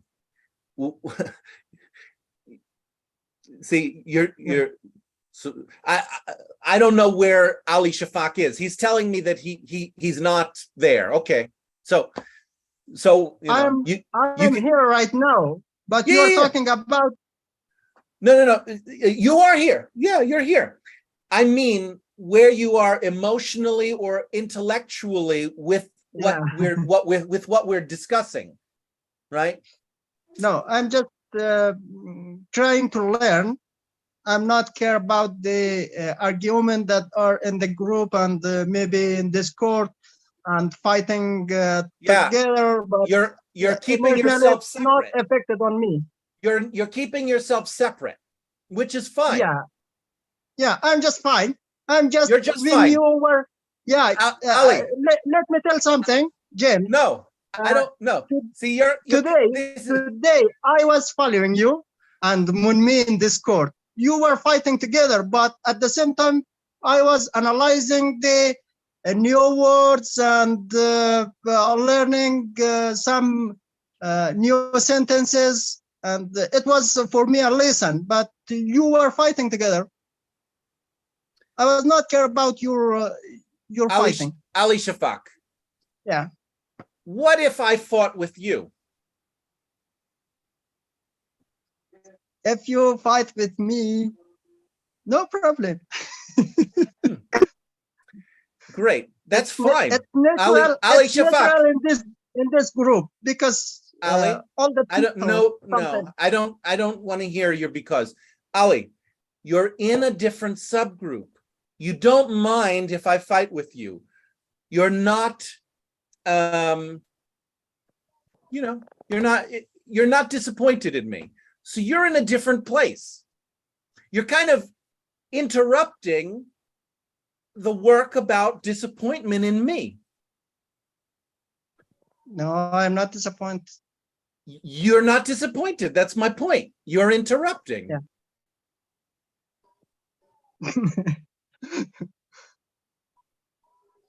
I'm not disappointed. You're repeating yourself. I heard you the first time. You're not disappointed. And now are you hearing me? You are interrupting. I'm interrupting to you? The whole group. You're interrupting the whole group. It's not just me. See, Nani and Amira are disappointed in me. You're not. Yeah. So let me to get separate. Yes, get separate. Get separate. Great idea. Okay. So if I get separate, I want to say that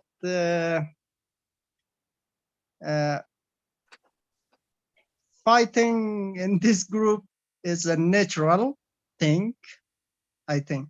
So we can, at the same time, we can have our fighting, and at the same time, we can learn something. So don't be disappointed about fighting and keep learning. Just it's my advice. Nobody asked for your advice. No, nobody asked, but sometimes it's natural that we give our advice. I want to tell you what to do with your advice, but I'll be a little more polite right now. Mm-hmm. Yeah, that's great. If you be awesome. Awesome, James. Maybe with Nani, with Munmi, if you stop the fighting, it will be better. So don't consider this an advice. Just it's my desire. Your desire is that we stop fighting. Yeah, it's because it's affected. Okay. Okay.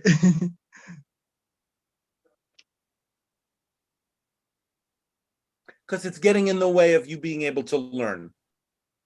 Yeah, absolutely. Okay. Say anyone else? Anyone else? This is Mukhtar from Tunisia. Here we go. No. I just want to clarify something that I'm not in the subgroup. Go. No, I'm not with the subgroup with Manny and Amira. Mukhtar, yes, you are. I'm in a different Yes, you are. subgroup. Mukhtar, you're absolutely in the subgroup because you're arguing with me. What I'd like you to do is before you bring in your subgroup, can you summarize Ali Shafak rather than just dropping him on the side of the road? You're right. Yeah, I will. Ali Shafak, I've just heard you saying that you're not disappointed with James, and that you don't mind seeing a lot of fighting in the group. You are even learning a few new words and expressions out of fighting. And but you have a desire that you see less fighting in the group, and this may be interrupting or distracting your learning. Maybe not. Maybe you'd like to learn comfortably or something. Am I right, Ali? Yeah, you're right. But at the end, you had some mind read. Which is Ali Shafak. Yeah. You gotta just work with what he said and what you said. Don't do a one-on-one with Mukhtar right now. It's true that he had some mind reads, but what you want to do is you want to tell you it's you who spoke. Mind read work would be Mukhtar's work. Mukhtar has not started his work yet. Do your work, Ali Shafak. Tell him what you said. If he understood you, then you're done. You're not going to be doing mind read work with Mukhtar now. Yeah, Mukhtar, you got me. Okay. It was good enough. So, over to you, Mukhtar. Yeah, I was saying that I'm not in the same subgroup as Amira and Nani. Okay. I'm in a different subgroup. I'm starting this week. I'm in an exploring subgroup. It's true that I have questions, but I have a lot of them, and I can't. I'm not expecting people to.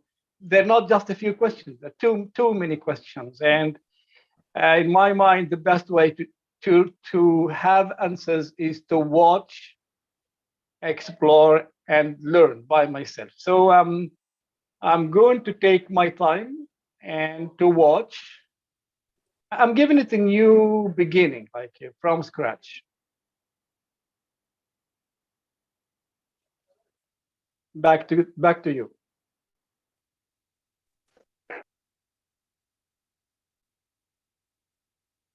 We have 10 minutes left.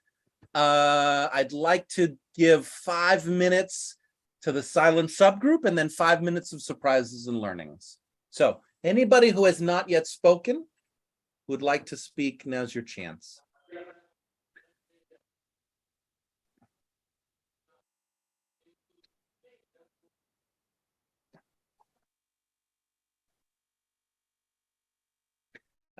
People who have not spoken that I'm aware of: Amans, Eric, Juan, Raju, Emna, Lehon, Azita, Rama, Claudette, Rosa, Liz, Nargiz, Uzma.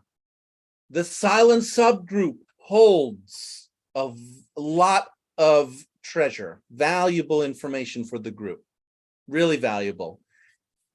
Can we get it in? This is me, Aman. So can I check with all of you? Can you all hear my voice? No, your sound is very bad, Amans. I want you to hold on because your sound has been difficult all day. Your connection has been bad. Sorry. This is Rosa from Mexico. I was thinking that I'm not sure if we are ready for this because I hear that all the time you are fighting. It's a little weird and strange to hear. I don't know. maybe this helps us to improve, but in this moment, I'm not sure. You have feelings about there being fighting. You're not sure if it's valuable. Yeah, I feel uncomfortable Ah. if you are fighting. I don't know. Sure. Anyone else?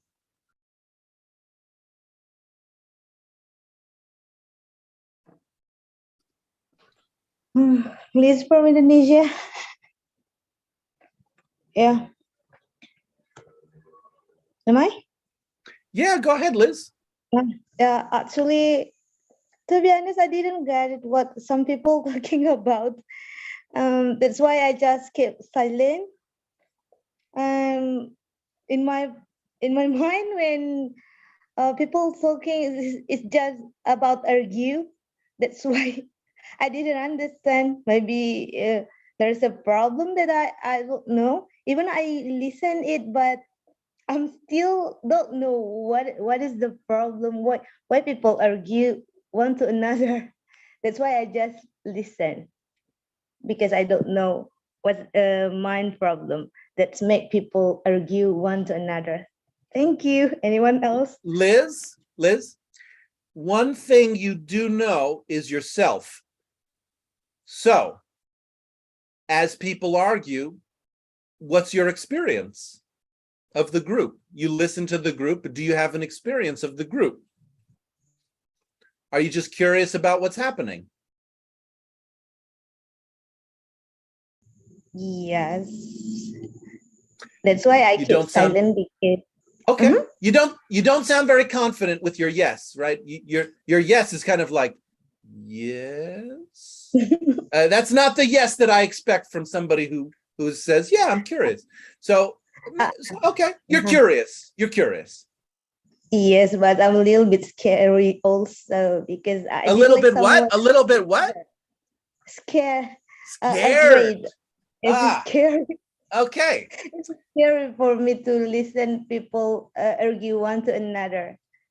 That's why I choose to listen. Actually, I dislike listen people argue to, one to another, but I know people here. That's why maybe there's something that need to solve. That's why. Thank you. If you're if you're scared, you might ask what you're scared of. I'm scared when I listen people argue one to another. Well, yes, I understand. When people argue, you feel scared, but scared is usually a experience like something is going to happen. We get scared because of something that will happen in the future, not because of something that is happening. If we just don't like what's happening, we just don't like it. But we get scared when we start to think something bad is going to happen, not that something bad is happening. So if you wanted, you could see if you have an idea about something that will happen. I don't know what you're scared of, but you could you might check if there's something you're scared of, or if you just don't like that people are arguing. And with that, I'm going to go into surprises and learnings. We have 4 minutes for surprises and learnings before we go to our board meeting. Anybody have a surprise or a learning?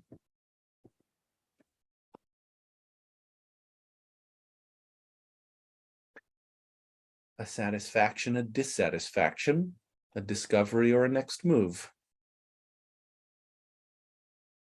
This Ahmad, and my voice clear back, or is still stuttering? I can hear. Yeah, okay, thank you for yeah, so let me know that I can hear. I'm satisfied for being in this class like always, practicing speaking English with Mr. Green and with you, Mr. Green especially, and with everybody else in here. And I also meet a lot of I'm also a lot of new people like Ricardo, Jose, And at first, yeah, at first we don't know. Then I saw Mr. Green invited Ricardo, the person that we thought is a troller, and by little, Mr. Green was trying to make him be comfortable in this class. Yeah, when I see that, it was a good way to invite people to be in the class instead of making enemy. And also, I think you're talking about Carlos, not Ricardo, but okay. yeah, sorry, yeah, Carlos, yeah. And also, yeah, yesterday I had a dream about going to Egypt with Mr. Mokhtar, and Mr. Mokhtar buried me in the. No. Sorry, this is surprise and learnings time, not yesterday I had dreams time. So keep it with surprise and learnings about our class, and we've got 2 minutes left for other surprises learnings.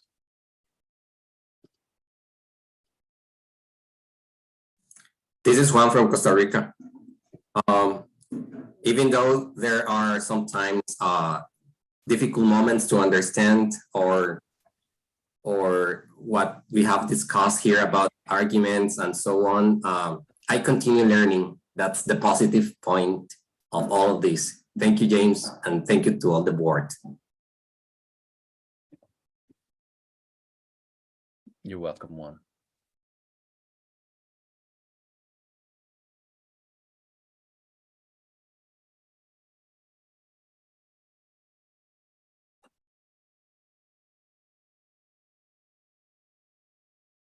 Other surprises learnings. Satisfactions, dissatisfactions, discoveries, next moves.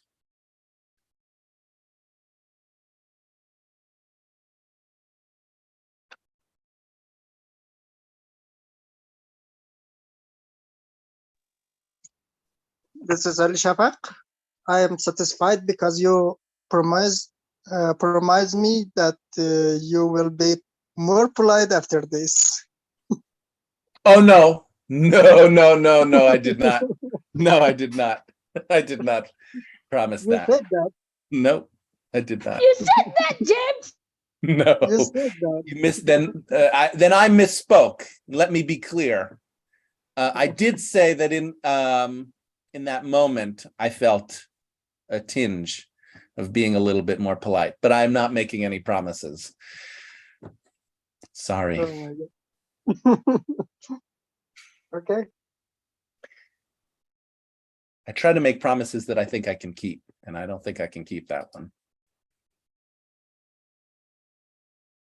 I have a satisfaction that Eden did not come to teach her class because I like teaching and I like being with you guys and working.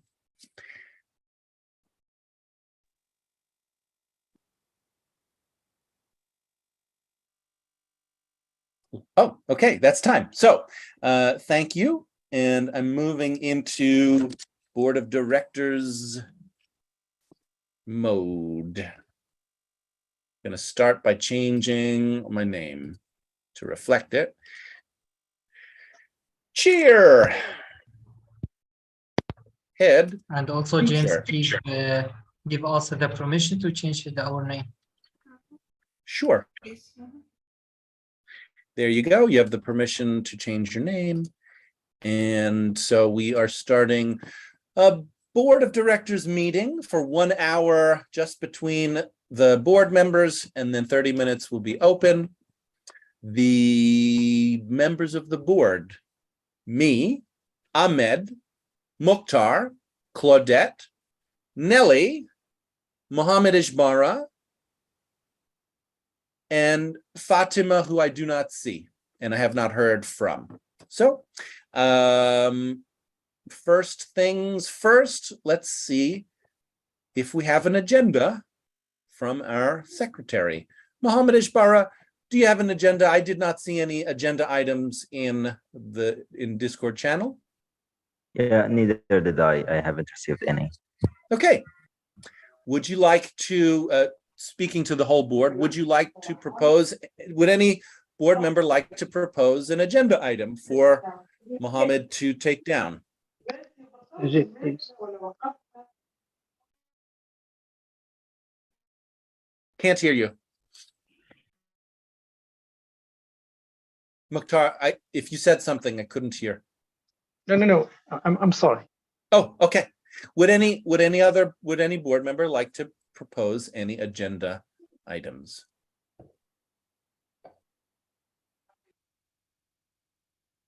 This is Nelly from Germany. I'd like to talk about the task of posting a daily schedule and see if anyone of my fellow board members would like to take that.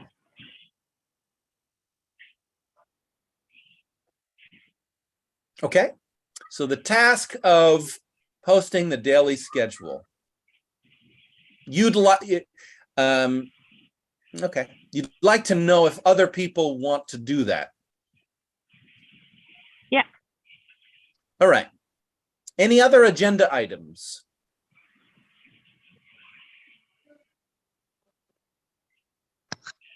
Hello, I can to speak. Well, I'm so sorry, Sandra. Welcome to the group. I think this is your first time here. Is that right? Sandra, is this your first time here? No, I coming here sometime because I only listen you, but I'm Ecuador.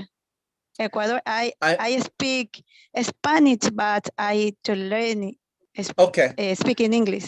Sandra, so I'm sorry. Right now, it's not an English class. We have a 1-hour meeting. It's an organizational meeting. So you're free to stay here and listen, but it's not an English class. If you want to speak, you can speak in 1 hour from now. But for 1 hour, we have a meeting. I'm so sorry. Okay? Okay, thank you. And Ahmed, Sandra, Ahmed put the schedule, all the links in the chat. If you check our schedule, you'll see, you can go to our schedule and see when are times for you to come in as a student when we have class, okay? So back to the board of directors, other agenda items.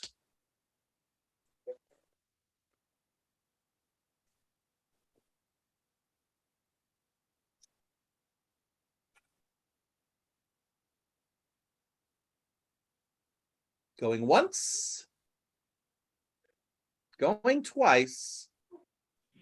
I have more. Oh, okay. You're holding out on us. Well, I wanted to give opportunity to others.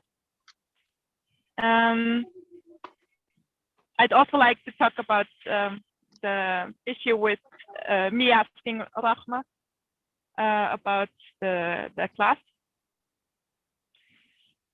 And I'd like to talk about Mokhtar announcing that he will teach, or he plans to teach his class in private, independently, or in another group. So those are 2 items, I believe. Your sound is, your internet is not so clear, but let's put those down as 2 items. Mohammed. So one is teacher scheduling policy. And then the third item is Mukhtar's announcement that he's teaching outside of the group. And Ahmed and Ali Shafak are having a private conversation in the chat that I want to address. Ahmed cannot do that for you, Ali Shafak, because I'm the host and I have no co-hosts. That is intentional. I'm also intentionally not creating breakout rooms. So the answer is no, and you're disrupting the meeting, Ali Shafak. So please come into what we're doing. If you want to be here as a silent observer, that's the invitation. Silent observer, not a proposer in the chat, okay? So I'm guessing that those are the agenda items, and so let's move on to discussing the agenda. We've got 3 items. Who would like to start? Actually, I'm not really asking who would like to start. I'd like you to start, Nelly, because they're your items, and I want people to really bring in their own items. And so which one of those 3 would you like to bring in? The first. Okay. Yeah. And it's linked to this thing which was experienced as an attack on my fellow board members. And actually, it wasn't intended that way. And I hope this meeting can bridge that gap between what I wrote and... I'm sorry, remind me, what is the first agenda item again? What is it that you're talking of? It's about a little task which I'm currently doing. I'm posting a schedule every day of what classes we have. And yeah. Great. So you don't want to know if other people want to do it. You're irritated that people are not doing work. Is that right? No. No? No. I said last week, after last week's board meeting, I think I wrote something like, I hate my fellow board members. And what I actually wanted to say is that I feel very close to my board members because yeah, I've been in my personal situation. I have had I came to a place and somebody was running the place, and now 9 years later, I'm still not really familiar with how to run that place. Slow down, Nelly, because you're bringing in some information. I'm not. You're all right. So I thought you were talking about our group, and now you're talking about some other group that you've been in for 9 years. Now, Nelly, can you stay in the group? Can you stay in your role as board member here? I just want to say, I see that a similar situation where in this group, I am the person who has done already a lot, and it's difficult for others to join in with the work. Well, that's a mind read of the other board. So you have a feeling of closeness. You feel close to the board members. Who do you feel close with?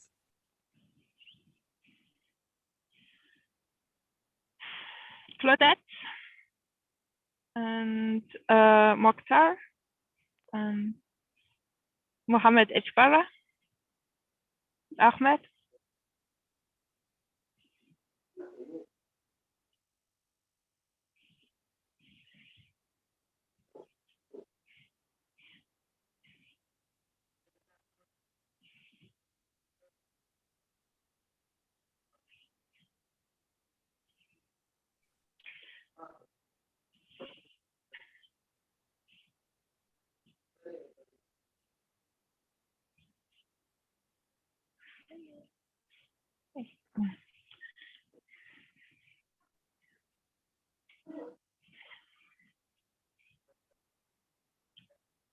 So this is not about the agenda. This is not about someone posting the agenda. This is about you feeling close with the board. Is that right? It's about me knowing intimately the situation of coming to a place and wanting to contribute, but not knowing how. Well, you do know how to contribute. It's not about someone posting the agenda. This is about. In this group, yes. In the other group, no. And can you stay in this group, Nelly? I want to make it easier for others to work with me, and that's my attempt. I'm trying to give out a clear, easy task, and I'm really interested if anyone wants to do that task, the posting of the daily schedule or not. So yeah, that's what I think it's important that the person who would do it really wants to do it themselves. Do you really want to Yeah. do it? Do you really want to post the schedule? Because that's not the sense that I'm getting. I'm getting the sense that you don't want to do it and you want to push other people to do it, and that would be totally different. So could you check, Nelly? Do you really want to post the schedule?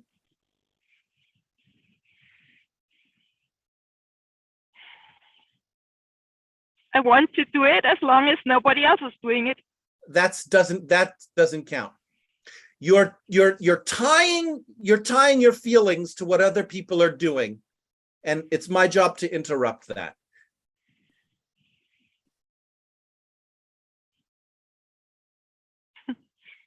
Well, I get some dissatisfaction every day it's not done. Ah!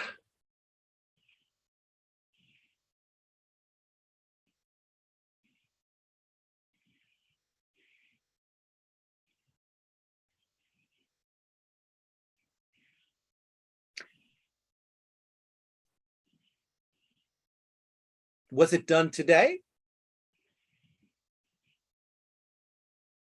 I did it today. You did it today? And are you satisfied that you did it?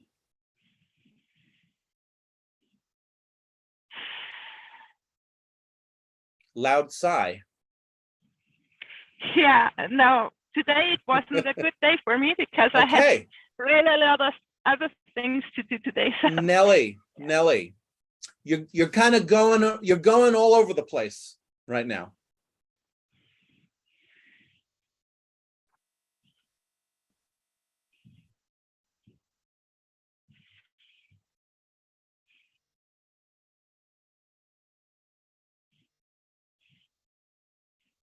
Yeah, I'm satisfied that I tried to bring some order into who is teaching today.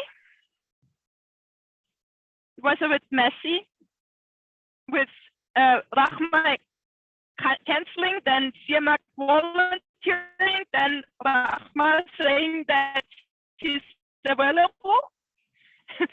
And I'm glad I spotted that and told them that they should think about who's teaching now. Yeah, I think it's useful. Otherwise, a teacher would start the class and the second teacher would be there, or maybe no teacher would be there. And maybe the students wouldn't know when a beginner class starts. So I think it's useful, and I'm happy that I'm doing it, but it's costly to me. Well, you might want to separate those two things out. Happy to be doing it, examining the costs. If you try to examine the costs at the same time that you explore how you feel doing it, costs for me implies that it is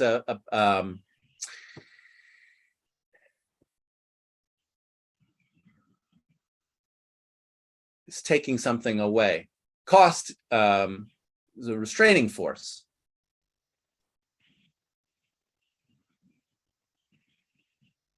Right? You can do a cost benefit analysis, and then you could see how you feel about each of the costs and each of the benefits. You have a benefit, right? That's why you say, I'm satisfied because I have a benefit, but there is a cost, and we're missing how you feel about the cost, because you're mismatching. You're looking at the feeling for the benefit, but you're not looking at the benefited action, and you're looking at the cost action, but not the feeling of the cost. It's a mismatch, and so that's what's happening. Trying to do both at the same time, you're not able to do either, and that's why I say you're all over the place. You're sitting on the fence, as I say. It might help if I bring in some feeling related to the cost. Is that what you're saying? No, that's not what I'm saying. What I'm saying is you could make up your mind about which direction you want to go, rather than going left, then right, then left, then right, then left at the same time. You're zigzagging through. I'm presenting you with a fork, and you're doing this. with the fork. Okay. You go one side, then you come back, and you go one side, then you come back. Then you go one side, then you come back. So it's kind of like, dare I say it, filibustering. You're filibustering right now. Okay. Yeah. Okay. I'm not deciding whether I am happy and think of the benefits of doing what I do, or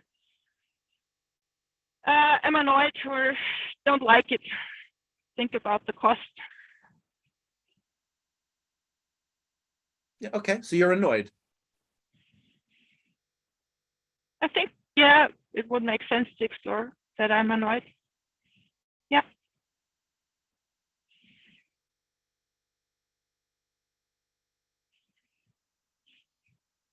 And I by mean, the way, Nelly, you're going on way too long, first of all, and your internet is not clear. So you're breaking up, your picture is intermittent and your sound is broken up sometimes. And you're going on for too long. Okay. Anyone else?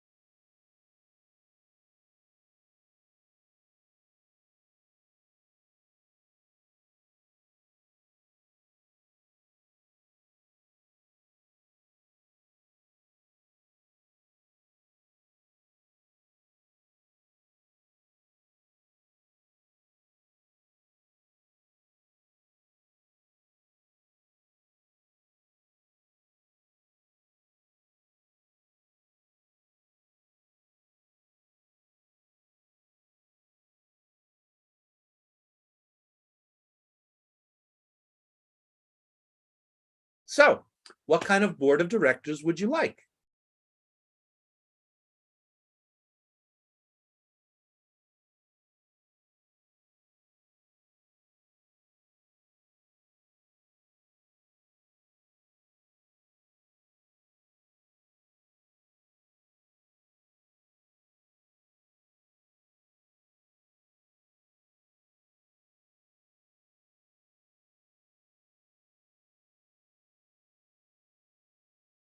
In order to answer that question, you'd have to see how to bring in what is in the silence. There's a lot in the silence here.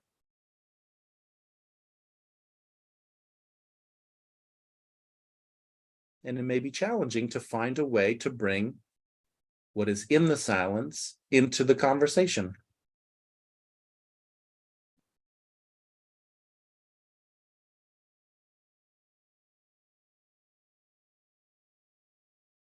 What does not come into the conversation will find a way into the group one way or the other, because reality, when reality knocks on the door and we don't answer it, reality comes in through the window.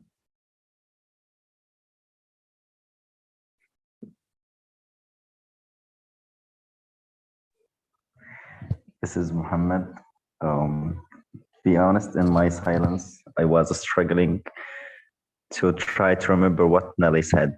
I want to summarize her, but I can't remember everything. So I want to give it a shot, then throw in my version. Nelly, you said that you would love someone to post the daily schedule. And at the same time, you're ready to post it if no one is willing to do that. Am I right?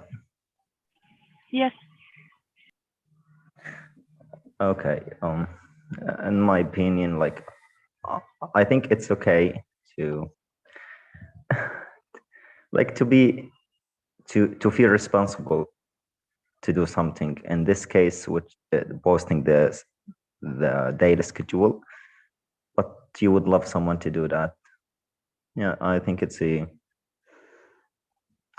mission. Like I myself don't want to do it, as I'm not organized at all. But I think it's a good idea to see if other members want to do that. Back to you.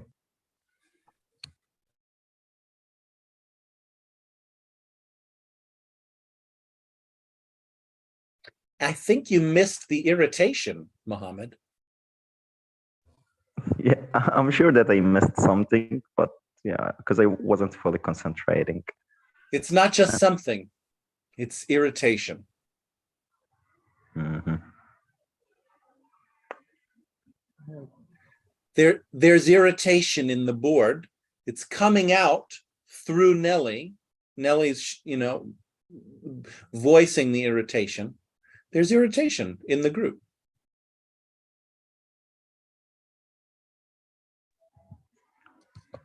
To be honest, I didn't see it. I know. That's why I'm pointing it out. You totally missed it. Mm-hmm. Okay. Sorry about that. It's easy to miss things that we don't want to see in ourselves.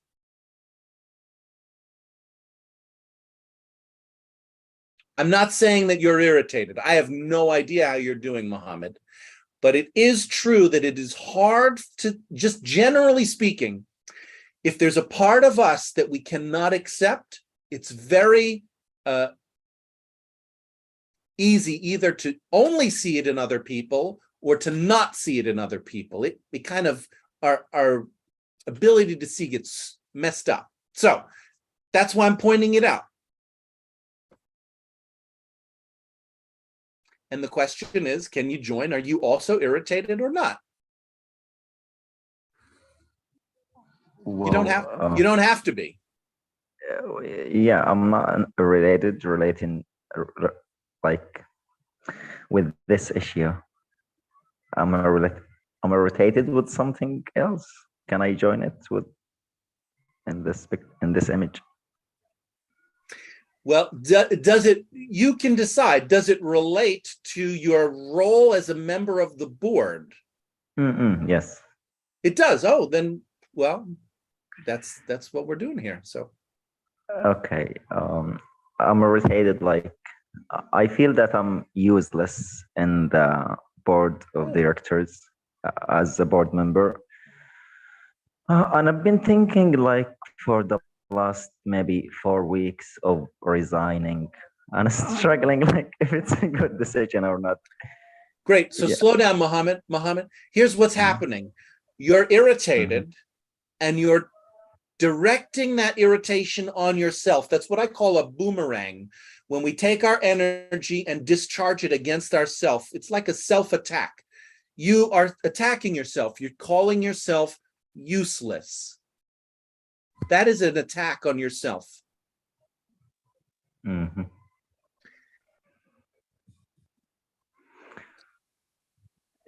Yeah, I see myself useless, to be honest. Like, yes, I can see that. You're, and that is going to get in the way of of being useful. So,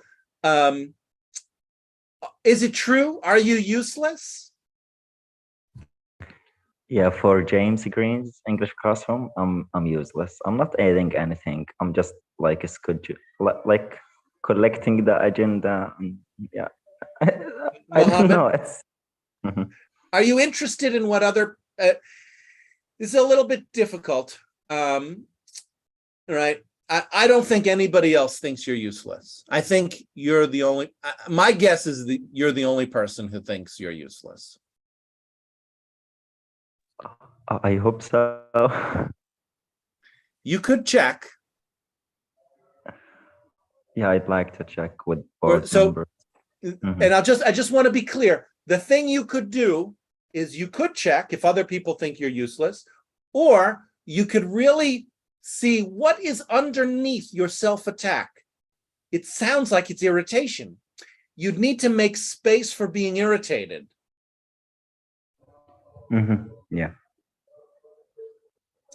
The irritation comes before the self-attack of saying, I'm useless. You could just be irritated. It might be a very irritating group to be in, and it might be a challenging place to find your place or find where you fit in. That does not mean you're useless. That's totally different. That's just, I don't know how I can be helpful. And it's irritating not to know how I can be helpful. That would lead you in a different direction where you could then take the irritation and use the energy of irritation to explore what you could do that you would want to do. Rather than falling for Nelly's trap. Nelly set a trap for the group saying, do this thing. I want you to do my work, do the schedule. Forget that.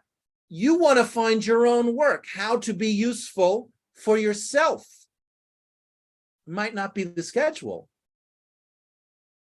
You fall for Nelly's trap, you're just going to be miserable like Nelly. You're going to do the schedule and then resent it. And then you're going to be the next person who comes in next week doing the same thing. I want somebody to do the schedule. Forget all that. Fuck the schedule. Maybe we don't need a schedule. The question is, what kind of board do you want to have? What do you want to do that you, Mohammed, do find useful and not a form of self-torture?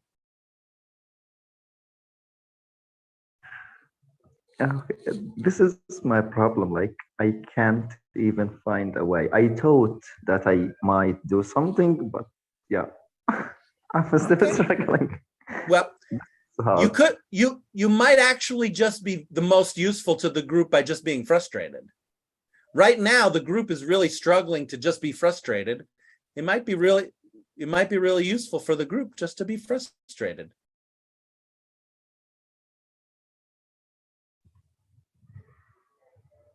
It might be, yeah. Would you like to try that out and see how it works?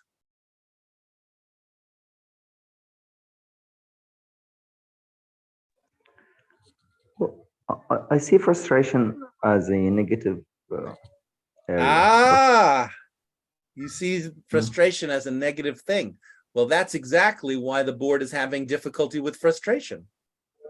Maybe we need a secretary of frustration more than we need a secretary of the agenda. Good idea. I'm serious. You can keep track of all the people who are frustrated in the group. The list is getting longer and longer. Yeah.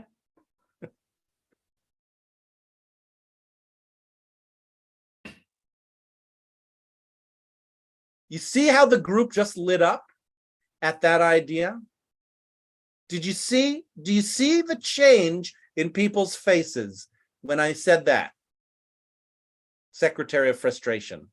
Suddenly, frustration is not a problem anymore. It's a useful way to organize our work.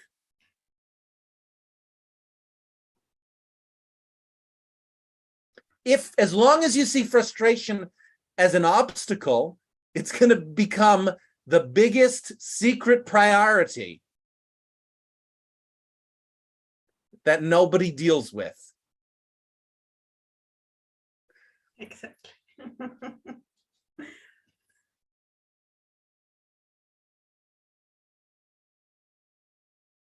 So yeah, you have some preconceptions about what frustration is, Mohammed, and you could talk about that. What exactly is negative about frustration?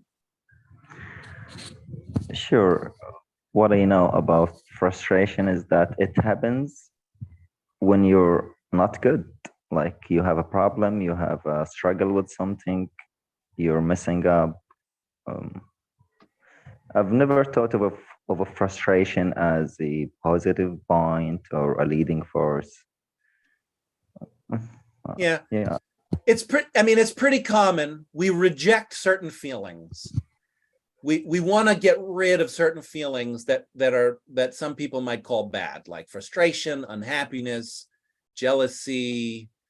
There's certain feelings that we may reject, and then they rule us, right? So right now, frustration in a way is ruling us. We're beginning to open it up so that it doesn't rule us, and that we're just frustrated.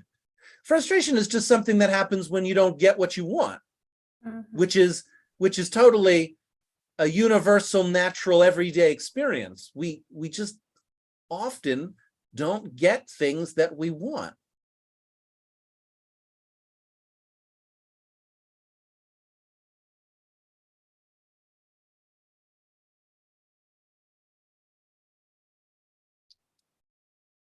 You want to be useful to the group. Have you checked if you're being useful or not? How are you going to know?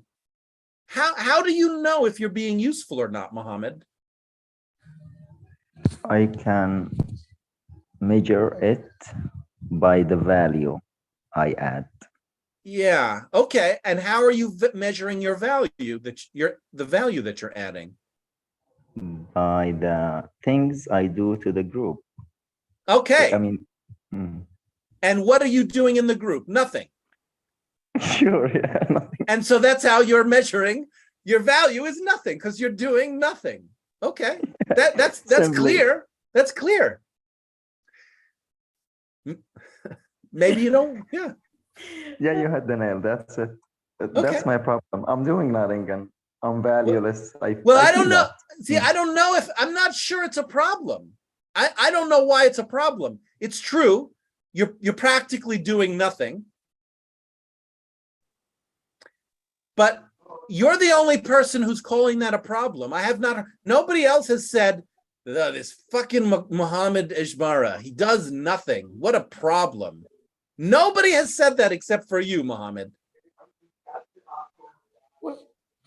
I can feel it. And I don't care if they say it or not, you know. You can feel it. Oh, you can feel it.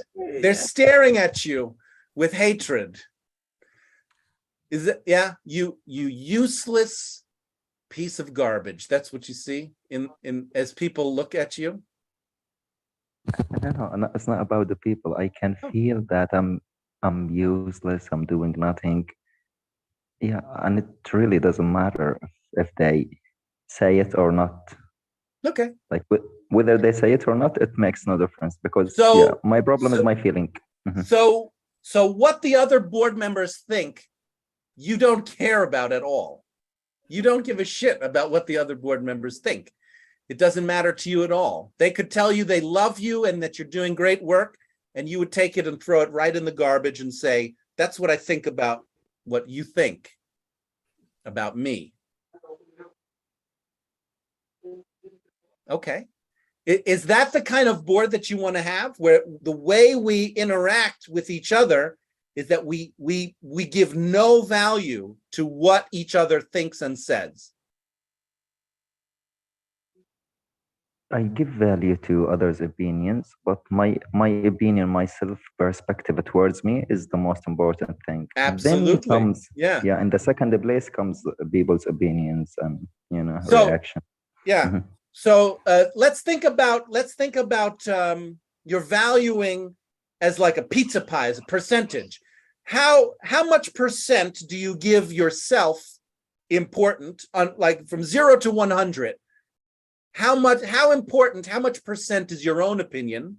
And then how much percent do you leave for the board, for valuing what the board thinks?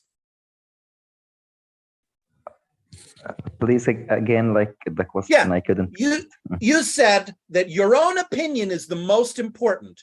You care about other people's opinions, but yours is the most important. So I'm trying to get a number figure on how important is your own, like, it can only be 100%, right? So either your opinion is 100%, that means other people's opinion, 0 value.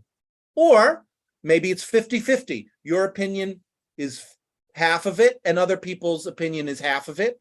I'm trying to get a sense of, how important is your opinion and how much do you value other people's opinion of what's happening? Got it. Yeah, I got it. Yeah, I can give it 70% my opinion and 30% for other people's opinion. Okay, great. So yours is the most, but you still have a good chunk, 30%, where you're willing to listen to other people. Okay. Then the next question is, right now, which would you like to explore? Would you like to explore the 70% or the 30%? 70%. Okay. That's what you've been doing. You've been exploring the 70%. Good enough for now, Mohammed? Yeah, sure. I feel like a little bit relieved, and thank you for it. Sure.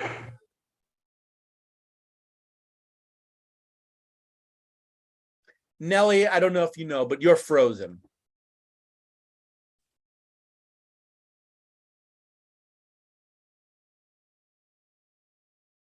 I don't know if you can hear us, Nelly. If you can, just give us a signal that you can hear us. I can hear you, and you're not breaking up. Okay. Your picture's frozen, but I can hear you. Great.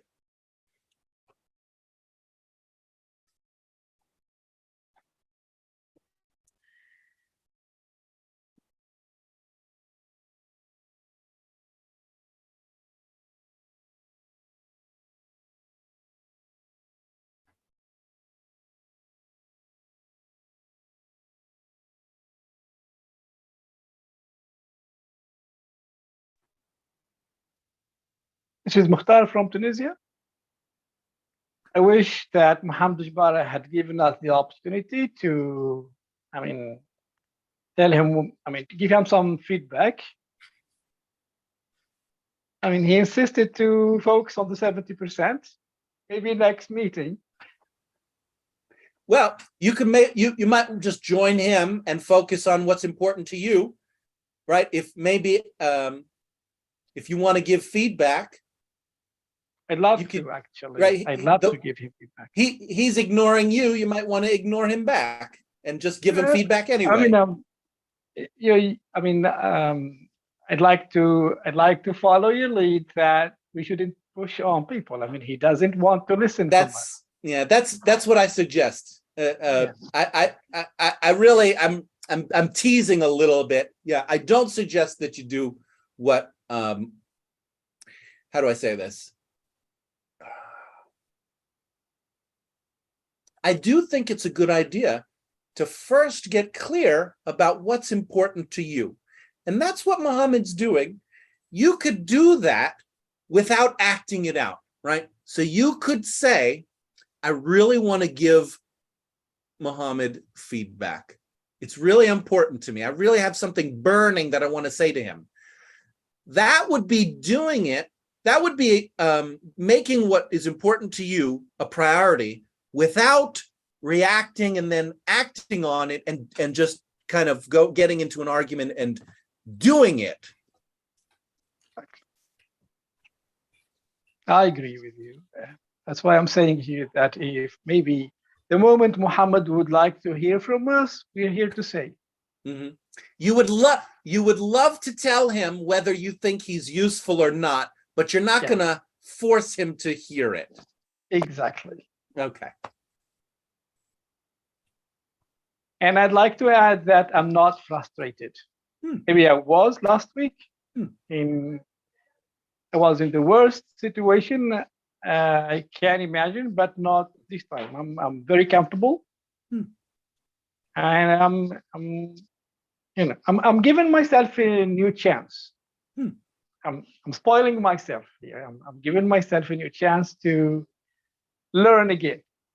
Just going to throw everything else away and give it a new try.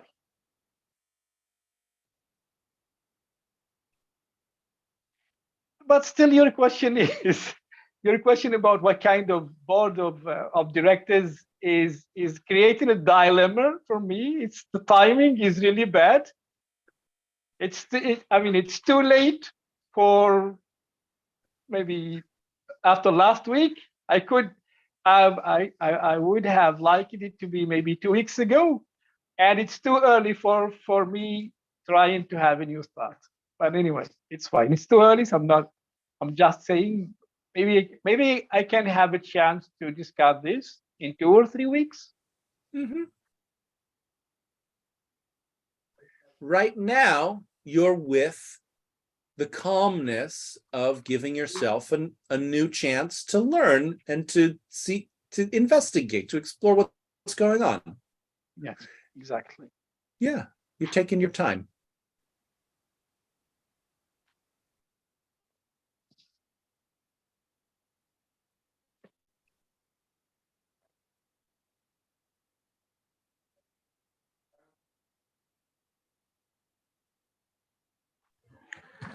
This is Muhammad. I want to point out something. I think I said it in a wrong way that you guys misunderstood it. When I said it makes no difference whether people say it or not, I meant it specifically like I know that I'm useless inside myself. So I don't care like if you think, because I'm sure that I'm useless compared to my expectations. But I'm really not that kind of person who ignores people's opinions, people's feedback. I'm very welcoming. Maybe my language didn't help me, but that's the thing, you know. Yeah, of course. I also respect people who give me feedback, especially we call it constructive criticism or constructive feedback. Yeah, I highly respect people. I Mohammed? just wanted to point out. Back to you. Mhm. So you're continuing to call yourself useless. Do you consider that constructive feedback that for yourself? Of course, it's not a constructive one. I joined the irritation at that time. Yeah, when you said there's an irritation, it reminded me that I'm really irritated, that I think I'm useless. And I joined the irritation that came through Nelly. But as a matter of fact, yeah, I think like I'm really useless, like because I can see that. I can see you're holding on to that belief very strongly. You've said it 20 times. So we know, we think you think you're useless. Yeah. And that's how, I mean, when we don't really make space for how we feel, we're stuck in the belief. It's like a closed black box. You're beginning to make some space for irritation, and that might lead somewhere. That's new.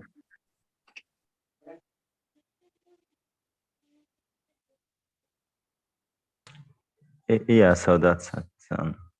Thanks, like, for giving me that space.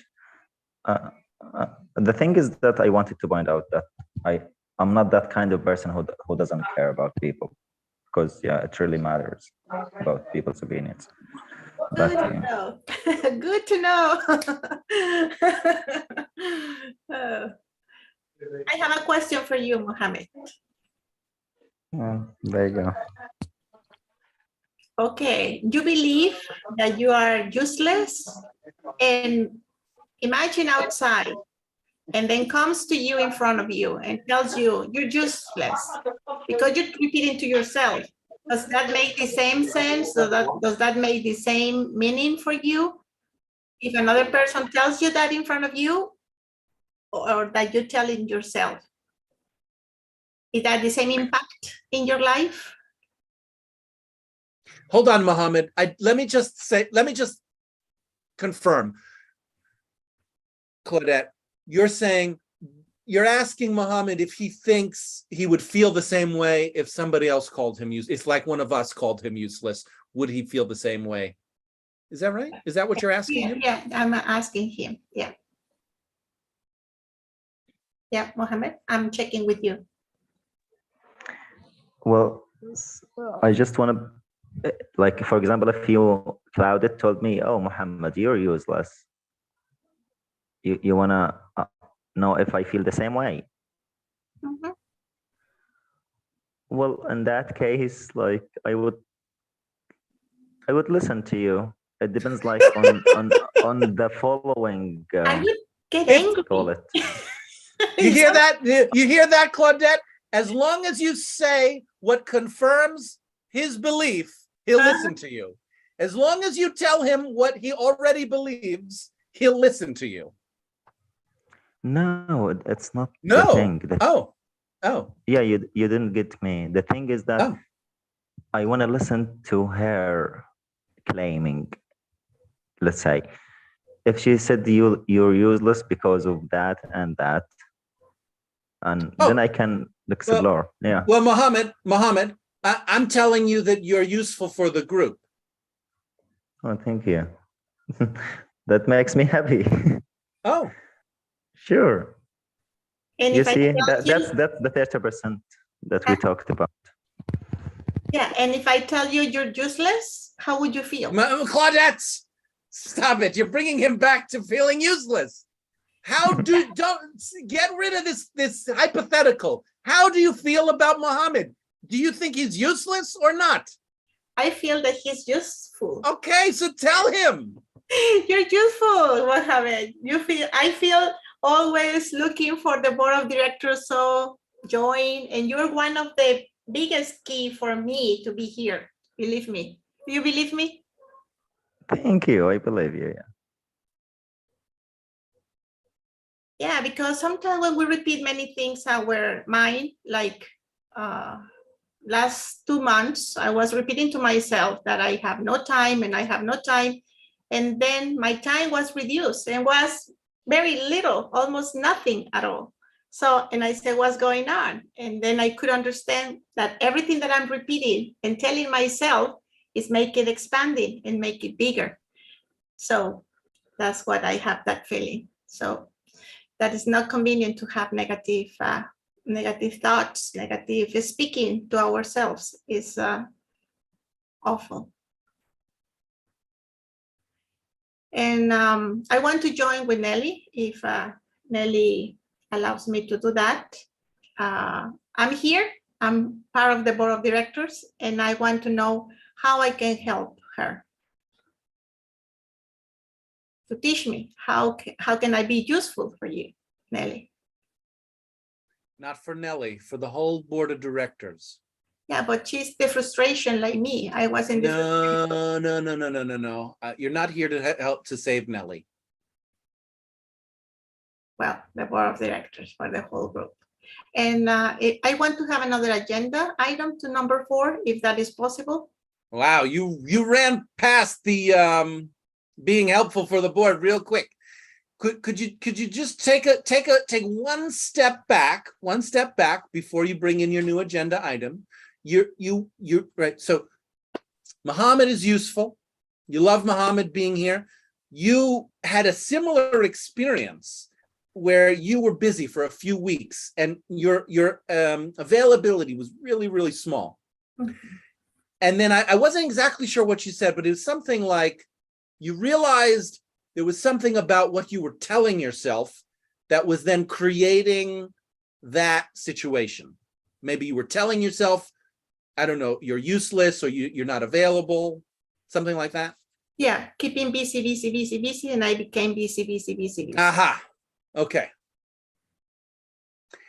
And so you're coming out of that now. You're here, right? You're not so busy that you can't be here. You've made time for this. This is important to you.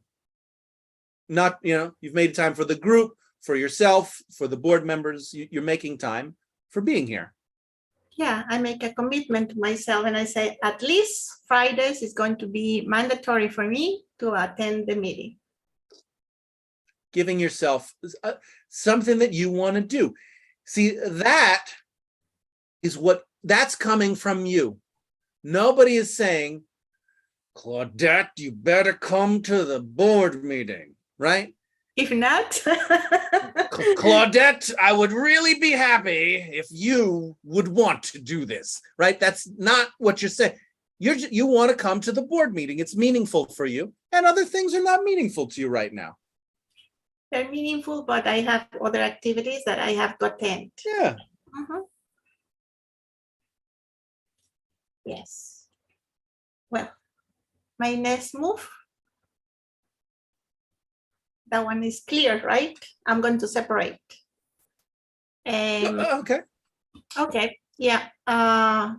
I want to participate. I want to be feeling useful in another area here.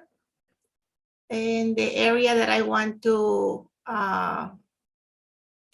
let's say, learn, discover, and feel useful is working with Nelly. But I don't know how. And I'm going Forget about how. Forget about how. You want to work with Nelly. Something motivates you to work with Nelly. Yeah. Yeah. I don't know how I. The how, forget the how for just a moment. Just give yourself a breath to let yourself want to work with Nelly. The how will come very easily. Very spontaneously. The how will spring up like weeds all over the place. Just let yourself know that you want to work with Nelly. Yeah. Nelly, I want to work with you. Do you agree with that?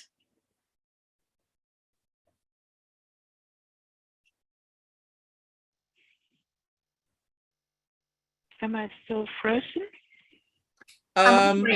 Picture's partially frozen, but I hear you. Okay.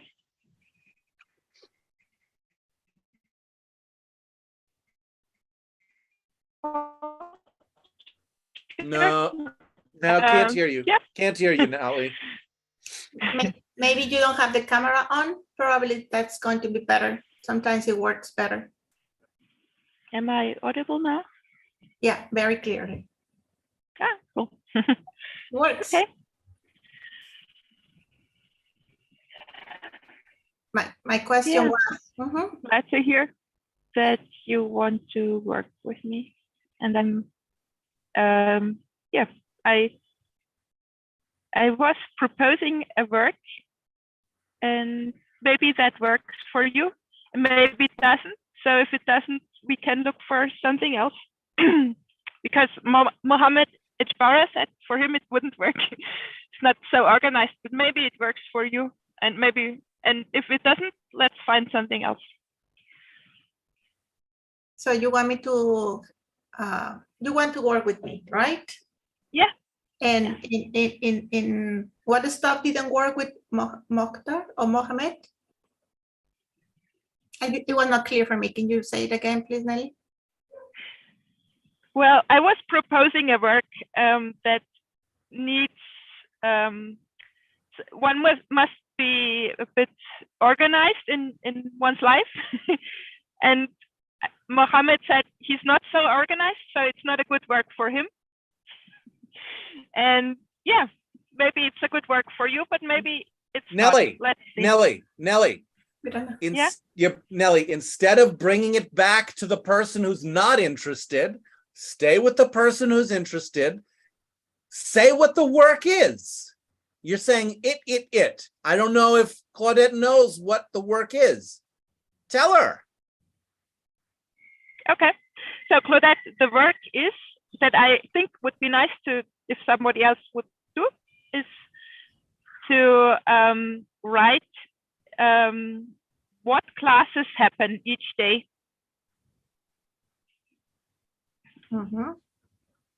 And just offer that to the group in one channel, or maybe in multiple channels on WhatsApp, Discord, and so on. Okay, perfect. Yes. Okay. Let me be a little bit clearer for that, because okay, you have the teachers, you already scheduled the class, and we have the calendar there. So yeah, do you want me to take the calendar? Yeah. You take the information from the calendar and you write down the name of the teacher, and then at which hour they teach. For today it was James, then Rahmed, then or the teacher. Eden and then the board meeting. Yes, I think it's going to be work. Where do you want me to reach you in the communication, that when I have doubts or something that is not very clearly, where can we get together working? In Discord or in your? If Discord is possible for you, I would love to work there. Perfect. Yeah, I like that. In what channel in Discord we can have the communication, you and me? I think teacher coordination subcommittee would be good. Let me find it out right there here. How do I find it?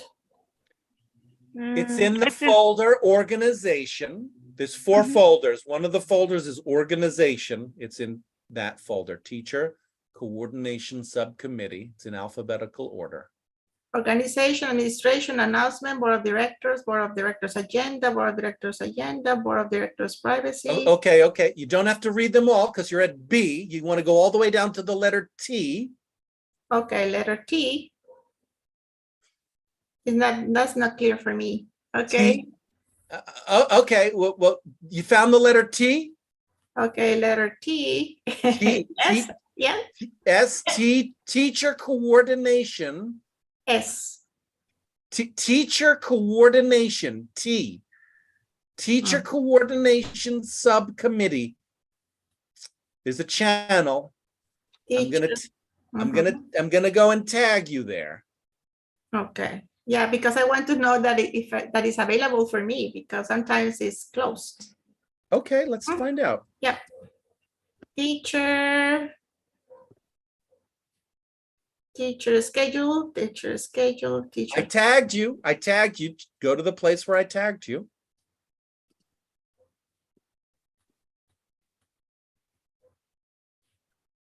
Can you send me?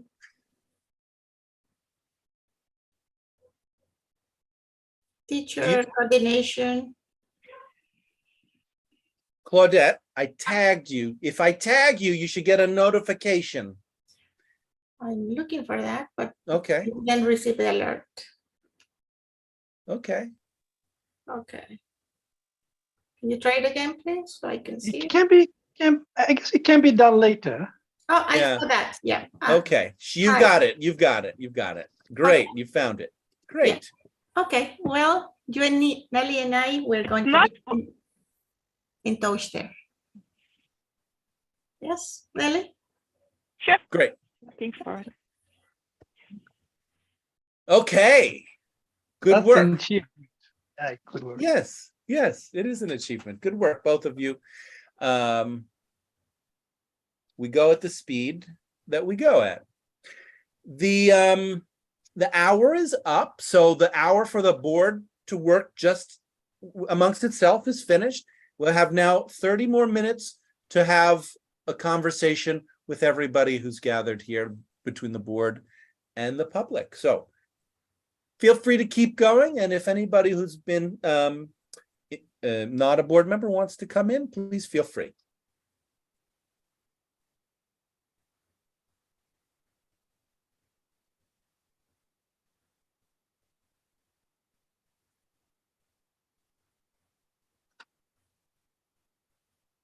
Oh, my next thing that I wanted to add, may I? Please. Okay. I saw about the class that was very successful about when we introduce the teachers, when they are going to separate 1 hour and then the other hour. And I also want to add a little bit about for the teachers when they present the class. Oh, hold on, Claudette, slow down, because I don't follow. There was a successful class, and it was what? Separation between an hour and an hour? What does that mean? To give the introduction to the teachers, so the members, the learners. Oh, the border at the end of the class. Yes, at somebody the end introduces the teacher. And I really found useful, so the learners know that it's going to be another presentation, another class, and in that kind of group of classes, the teacher, for example, like Fatima is going to give a class, and I introduce her. So we give the welcome, And when we finish giving the welcome, so the teacher is aware that she's in charge of the class. And I would like to give that kind of, not training, but a little suggestion that would be very useful for the teacher when they have the hour for giving the class, that they start with a little warm up, then introduce about how the students, she wants that the students participate in the class, if they want to raise their hand or they start with the giving the name. So a little warm up, and the warm up that is important for bringing all the students in the communication.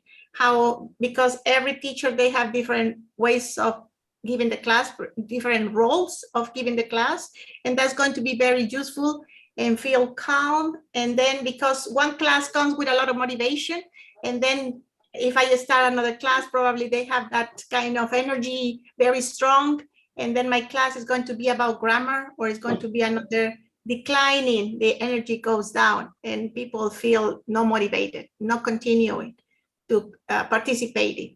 So I would like that they continue staying. That is going to be very useful to them. So the teacher has the goal for the class. What is the main goal for staying 1 hour with the learners, and give very well about the tools that he's going to be using in the classroom. So it's like giving a little training for them. It's going to be an open conversation, how I want my students to participate in the classroom, and what is going to be my main objective. And then finish. You want teachers, you want to give teachers some training about how to manage their classrooms. Exactly, yes. That every class has to be giving their own way to teach, but at the same time to have the model, warm up, objective, and finish the class. Like surprises and learnings, I like that a lot. So, and it's very well organized. And I think the teacher that is in front is going to feel less frustrated, that he says, oh, I have only 5 minutes, and then not all the students, they have the time to participate.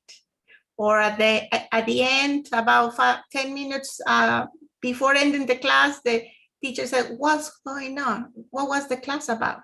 How could I participate? I didn't have the time to raise my hand, or I don't know what's going on the whole hour. So when they have very clearly, so we can post it here in the chat, it says, okay, the way that you're going, the objective that is going to be for the class. Claudette, hold on, because I don't want you to give the teacher training now, right? But you want to bring some information to teachers. Yes. And then the question is, how do you want to do that? Mm-hmm. And I don't want you to answer that question now, but it just seems like the logical next step. How would you bring that to the teachers? Yeah, because Can you? No. Actually, I wanna. Yeah, don't interrupt me. No, I just want just to give me time to think. Yeah, I mean, because my impression is that it relates to teacher curriculums, right? And teacher training. Some teachers may be interested. It's a kind of feedback for teachers, right? And some teachers may want it and some teachers may not want it. Some teachers may say, thanks, but no thanks. I'm happy with the way I'm teaching. So the question is, how might you bring your idea to the teachers? Okay, I would bring the idea, it's not going to interfere anyway about the way that they are teaching and exposing the class, but what I just want, like me, like when I am a member, a learner, and I want to participate in one class, I'm lost, I feel lost. And if I feel lost because I don't know when to speak, I don't know how I'm going to participate, probably I didn't enter in the class at that hour, and then I saw what's going on. Claudette. So now you're talking about something for me that's totally different, which is the experience of students or learners. Mm-hmm. Mm-hmm. Experience of learners are going to have their experience. Some of them are going to be confused and lost. Mm-hmm. Now, of course, we, as teachers' skill level improves, I would like to think that then students will feel less lost. They'll get some, clearer idea about what they're doing. But it won't. It's not necessarily. So I just want to stay on track with this idea. Mm-hmm. Okay. Yes. Would you? So I'm actually asking you to do something. Would you bring this into a discussion in Discord about teacher curriculums or in teacher training? Perfect. Right? Because this is for us. This is not for teachers right now. If you explain what you want teachers to do now. Yeah, because teachers may not hear it here. This is for us to plan how we engage with teachers. And you've been clear. I understand what you want teachers to know. You want teachers to have a kind of regular routine where they have what did you call it? Like warm up? A warm up, right? A warm up. Mm-hmm. That is very useful, and even that is a connection between the students and the teacher. Just like a little, when they come outside the classroom, or they come outside of the house or the everyday life. And Claudette, you're explaining what a warm-up is. I know what a warm-up is, and I know why it's useful, but you don't want me to understand. You want teachers to understand, right? Yeah. So stop explaining it, bring it into something that the board of directors is doing to engage with teachers. And I suggest one way to do that would be to start talking about it in the Discord channel, not here, not in this way, not to give the training to us or to me. Yeah, I understand now. But you say that I have to bring it to the teacher's curriculum or teacher's teaching, but not here in the board of directors. Okay, but you like the idea, right? No, I don't like the idea. You don't like the idea that I bring it there? I don't like the idea of telling teachers what to do. See, so if you want to know what I think, I'll tell you. But beware.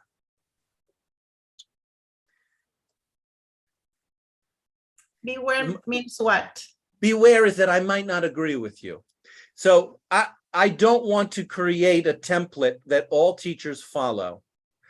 I want teachers to be creating, I want the energy and the ideas for teacher creativity to come from teachers. I don't want to have this top-down structure where the board of directors says, everybody do the joining game, everybody do a warm-up. Ugh.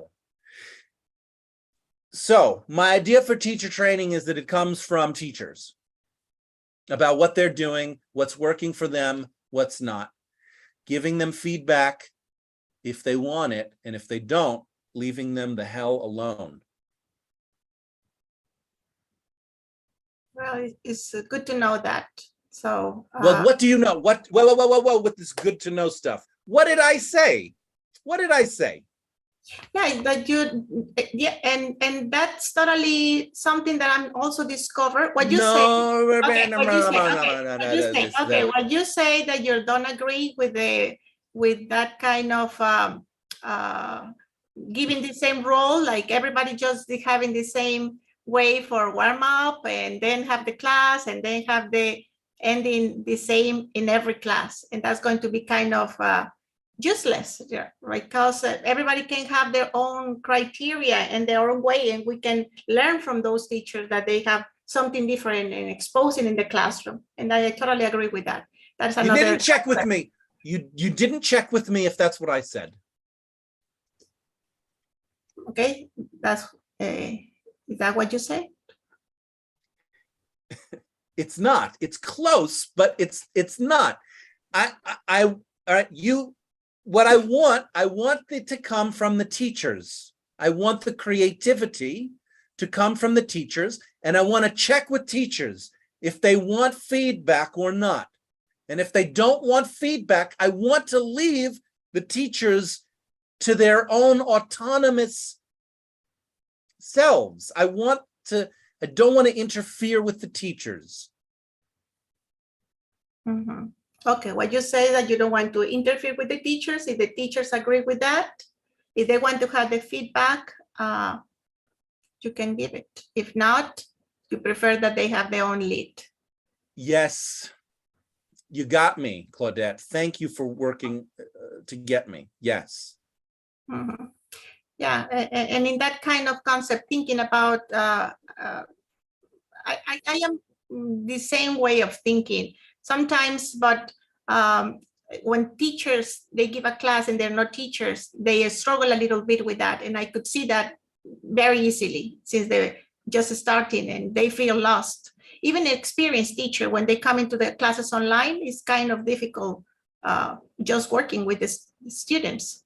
It's not the same like when you're in the real area, in the classroom, in the face-to-face, and you can move, you can have more things. And here you're just in front of the computer, and that's a limitation a little bit.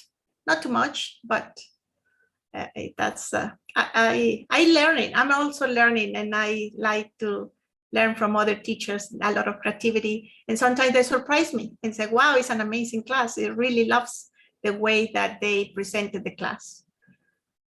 Yes, that's what sometimes it's like Mohammed. I felt like my weight to be working in the board of directors feel like, what am I doing here? Back to the group, back to the students and the other members that they want to have the comments. Thank you.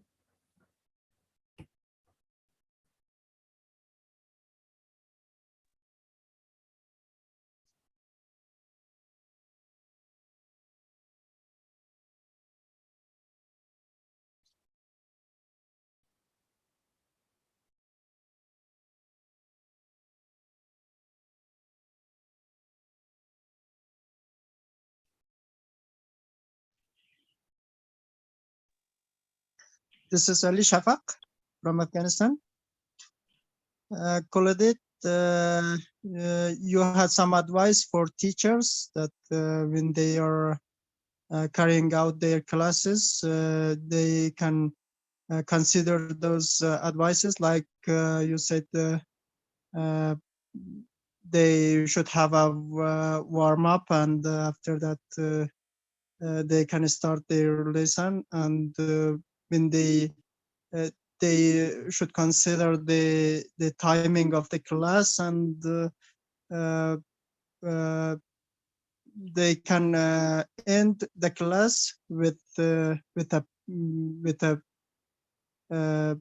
surprise learning, maybe, or satisfaction, dissatisfaction. Am I right? Yes, you only miss one thing, that the teacher has very clearly about the objective or the goal for the class. Yes. Yeah. Okay. Thank you. So I agree with you, and also your advices. I think it's very important for every teacher that consider that.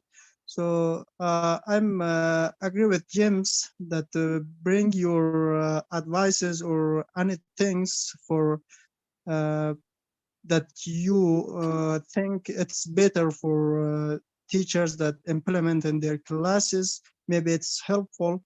Bring them in Discord, and every teacher can access that, and after that they will decide that which one is important to implement in their classes, and which points are not necessary. So yeah, it's a great idea. Thank you very much. Anyone else?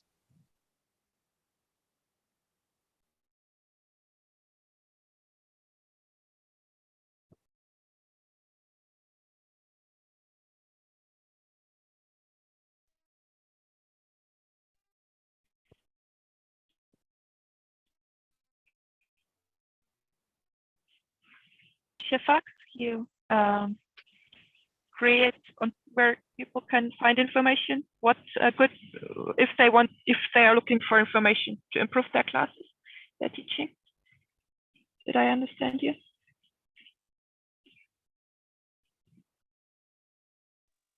Yes, Nelly, you got me. Thank you. I'd like to go to one of the other 2 items I had.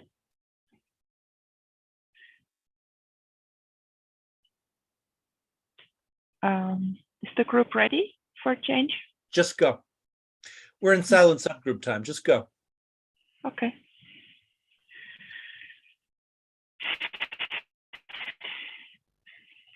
So the thing with Rahma's class, counting it or not counting it, because it happened it was scheduled last minute. I just think it's really valuable to have a schedule or a scheduling policy that's consistent, that's congruent, and it's just so every teacher has the same possibilities. And maybe that's just me who values that. And maybe it's others in the board, and I would like to know if others in the board feel like me, that this is of a high value, and or if they think it's better to just Nelly, do you have a mind read of the board? no, I'd like to call for a vote on that.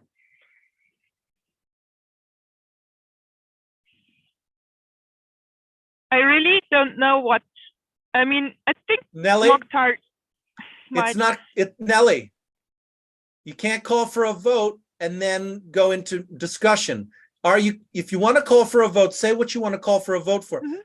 It's not clear to me what you're calling for a vote for. Okay, yeah, I'll try to find a formulation. So, who is with me in wanting? No. I will do the vote. You tell me what the proposal is. I want to understand the proposal before I call for a vote. Okay. The proposal is that every teacher has, if a class counts, if a teacher acquires a class taught in the group, it's acquired in a certain way. It's either scheduled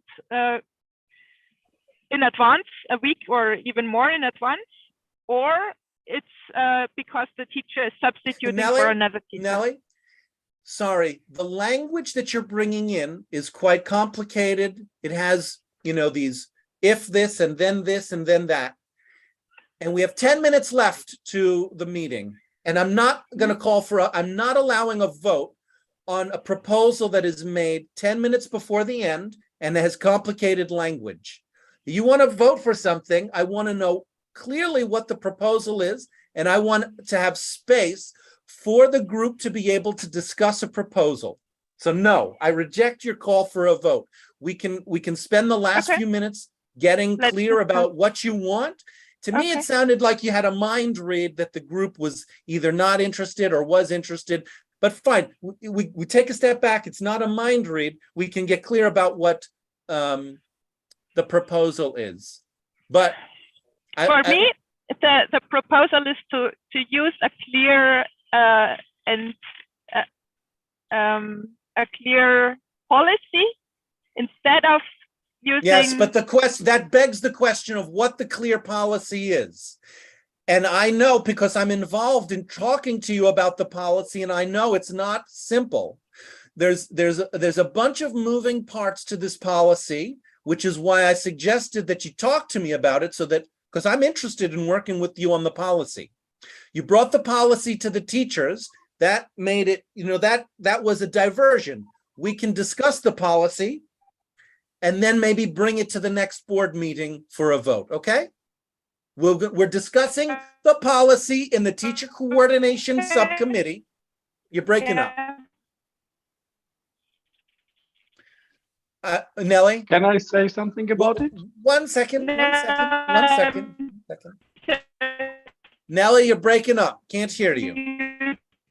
No. So I'm just saying this for you if you want to. No.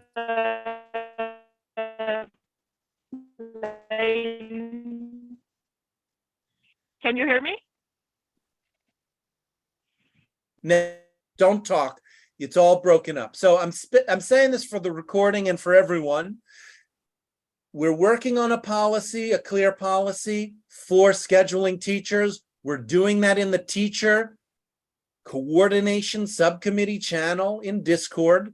People are interested, they can follow, contribute to it there with the plan of creating a clear policy for a vote for next meeting of the board of directors. Go ahead, Mukhtar. And and then we're going to go. I'm going to explore my understanding to the topic Nelly is bringing. I guess my understanding that Nelly is asking if we should stick to the rules no matter what. That's the point that I got. Shall we just stick to the rules no matter what happens? Or is it fine that we maybe adjust sometimes? And do you want to check with Nelly? I'd love to, yeah. I hope she can hear. And yes, I think that's right. Yeah, you got it. Thank you. Then my opinion is that the rules are made for an objective. So if something happens that maybe adjusting the rules or maybe like breaking the rules for the same objective, then in my own understanding, then it's fine.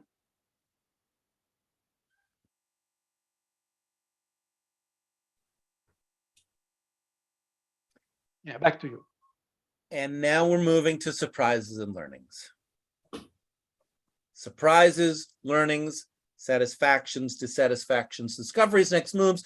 We've got 6 minutes for our surprises and learnings for our board meeting today. Anybody have a surprise or learning?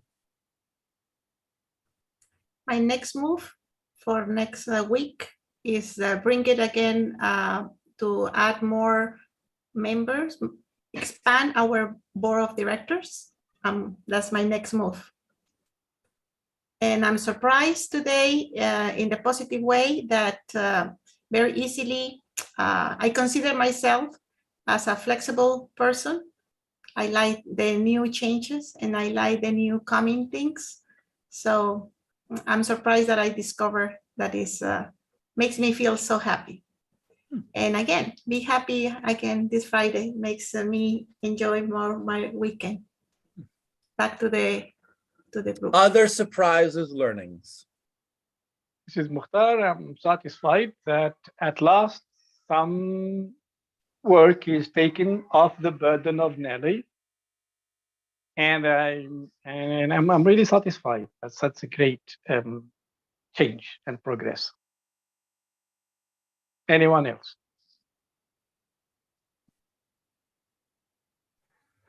This is Muhammad. I'm surprised, like how doing nothing can be valuable. Back to you. Oh, doing nothing is sometimes very valuable. Very valuable. There's a word for it in Chinese. I think it's wu wei. The skill of accomplishing things by not doing anything. Or maybe being aware. Or maybe being aware of doing nothing is what is valuable. Not doing nothing in itself, but being aware is a step. Is a step to give it a try and look around you and find out your way. And so before acting, you need to be aware that you're not acting.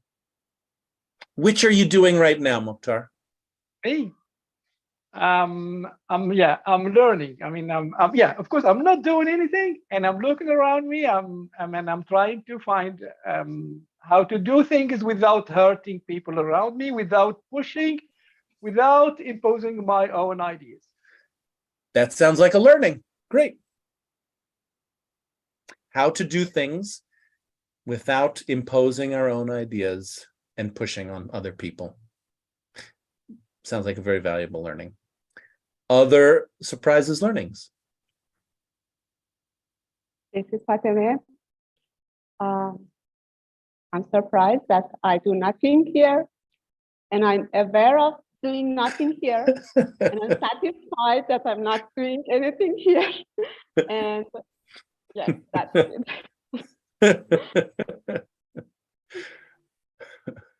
Thank you. That reminds me about there was a company and the manager was putting their feet on the desk, and then the boss came and got surprised. He says, "What are you doing? You're not working. You're supposed to be with the employees and doing the stuff." And then they says, "I'm doing a lot of work. I'm just thinking how everything is going to be in the better way." And I feel sometimes like that. Always thinking about, I have my feet on the desk and then thinking and relaxing. And then somebody's just going to come and say, "What are you doing?" Nothing. I'm thinking. That's too much. To think that's work. This has been the theme of this week's advanced philosophy class, the difference between contemplation and activity. And so what you're saying, you're actually right in alignment with what Plato says, which is actually that all that contemplation work that people think is useless diversion, that might be the most valuable primary and valuable activity. And all of the activity, the busy work, and I'm moving over here and I'm moving back here and I picked this up and I ran over there, all of that is a kind of, can be thought of possibly as a diversion, as a distraction from the real valuable work. You can ask yourself that question. You don't have to decide which is valuable. Is the contemplation valuable or is the outer activity valuable? May I add something, James, please? Sure, yeah. In my in-person job here as a teacher, I don't mind fight for the sake of the job, and I do that very frequently. The difference between in-person and online, that in-person, in my job, in my real life here, if I fight with my colleagues or with my headmaster, we have time after school maybe to meet. So it is easy to make distinction between what we are doing for the sake of the job, it's not personal, and our relationship as maybe neighbors or friends or colleagues or whatever. In online, this is not available. I mean, it looks like I don't have this chance. So if I fight, if I argue with someone here in the group for something that I think is important, I don't have the chance to make it clear that it's not personal. Let's leave that. It sounds like that's a dissatisfaction, and then maybe you have a next step. A learning? Yeah. Okay. Well, on that note, on that learning note, I'm going to call it for today. Thank you, everybody. Great work from the board. Great work from the public joining us. Thank you, everybody, for a great day of classes. Thank you. Next time. Goodbye. Next Bye, everyone. Bye. Have a nice weekend. Goodbye.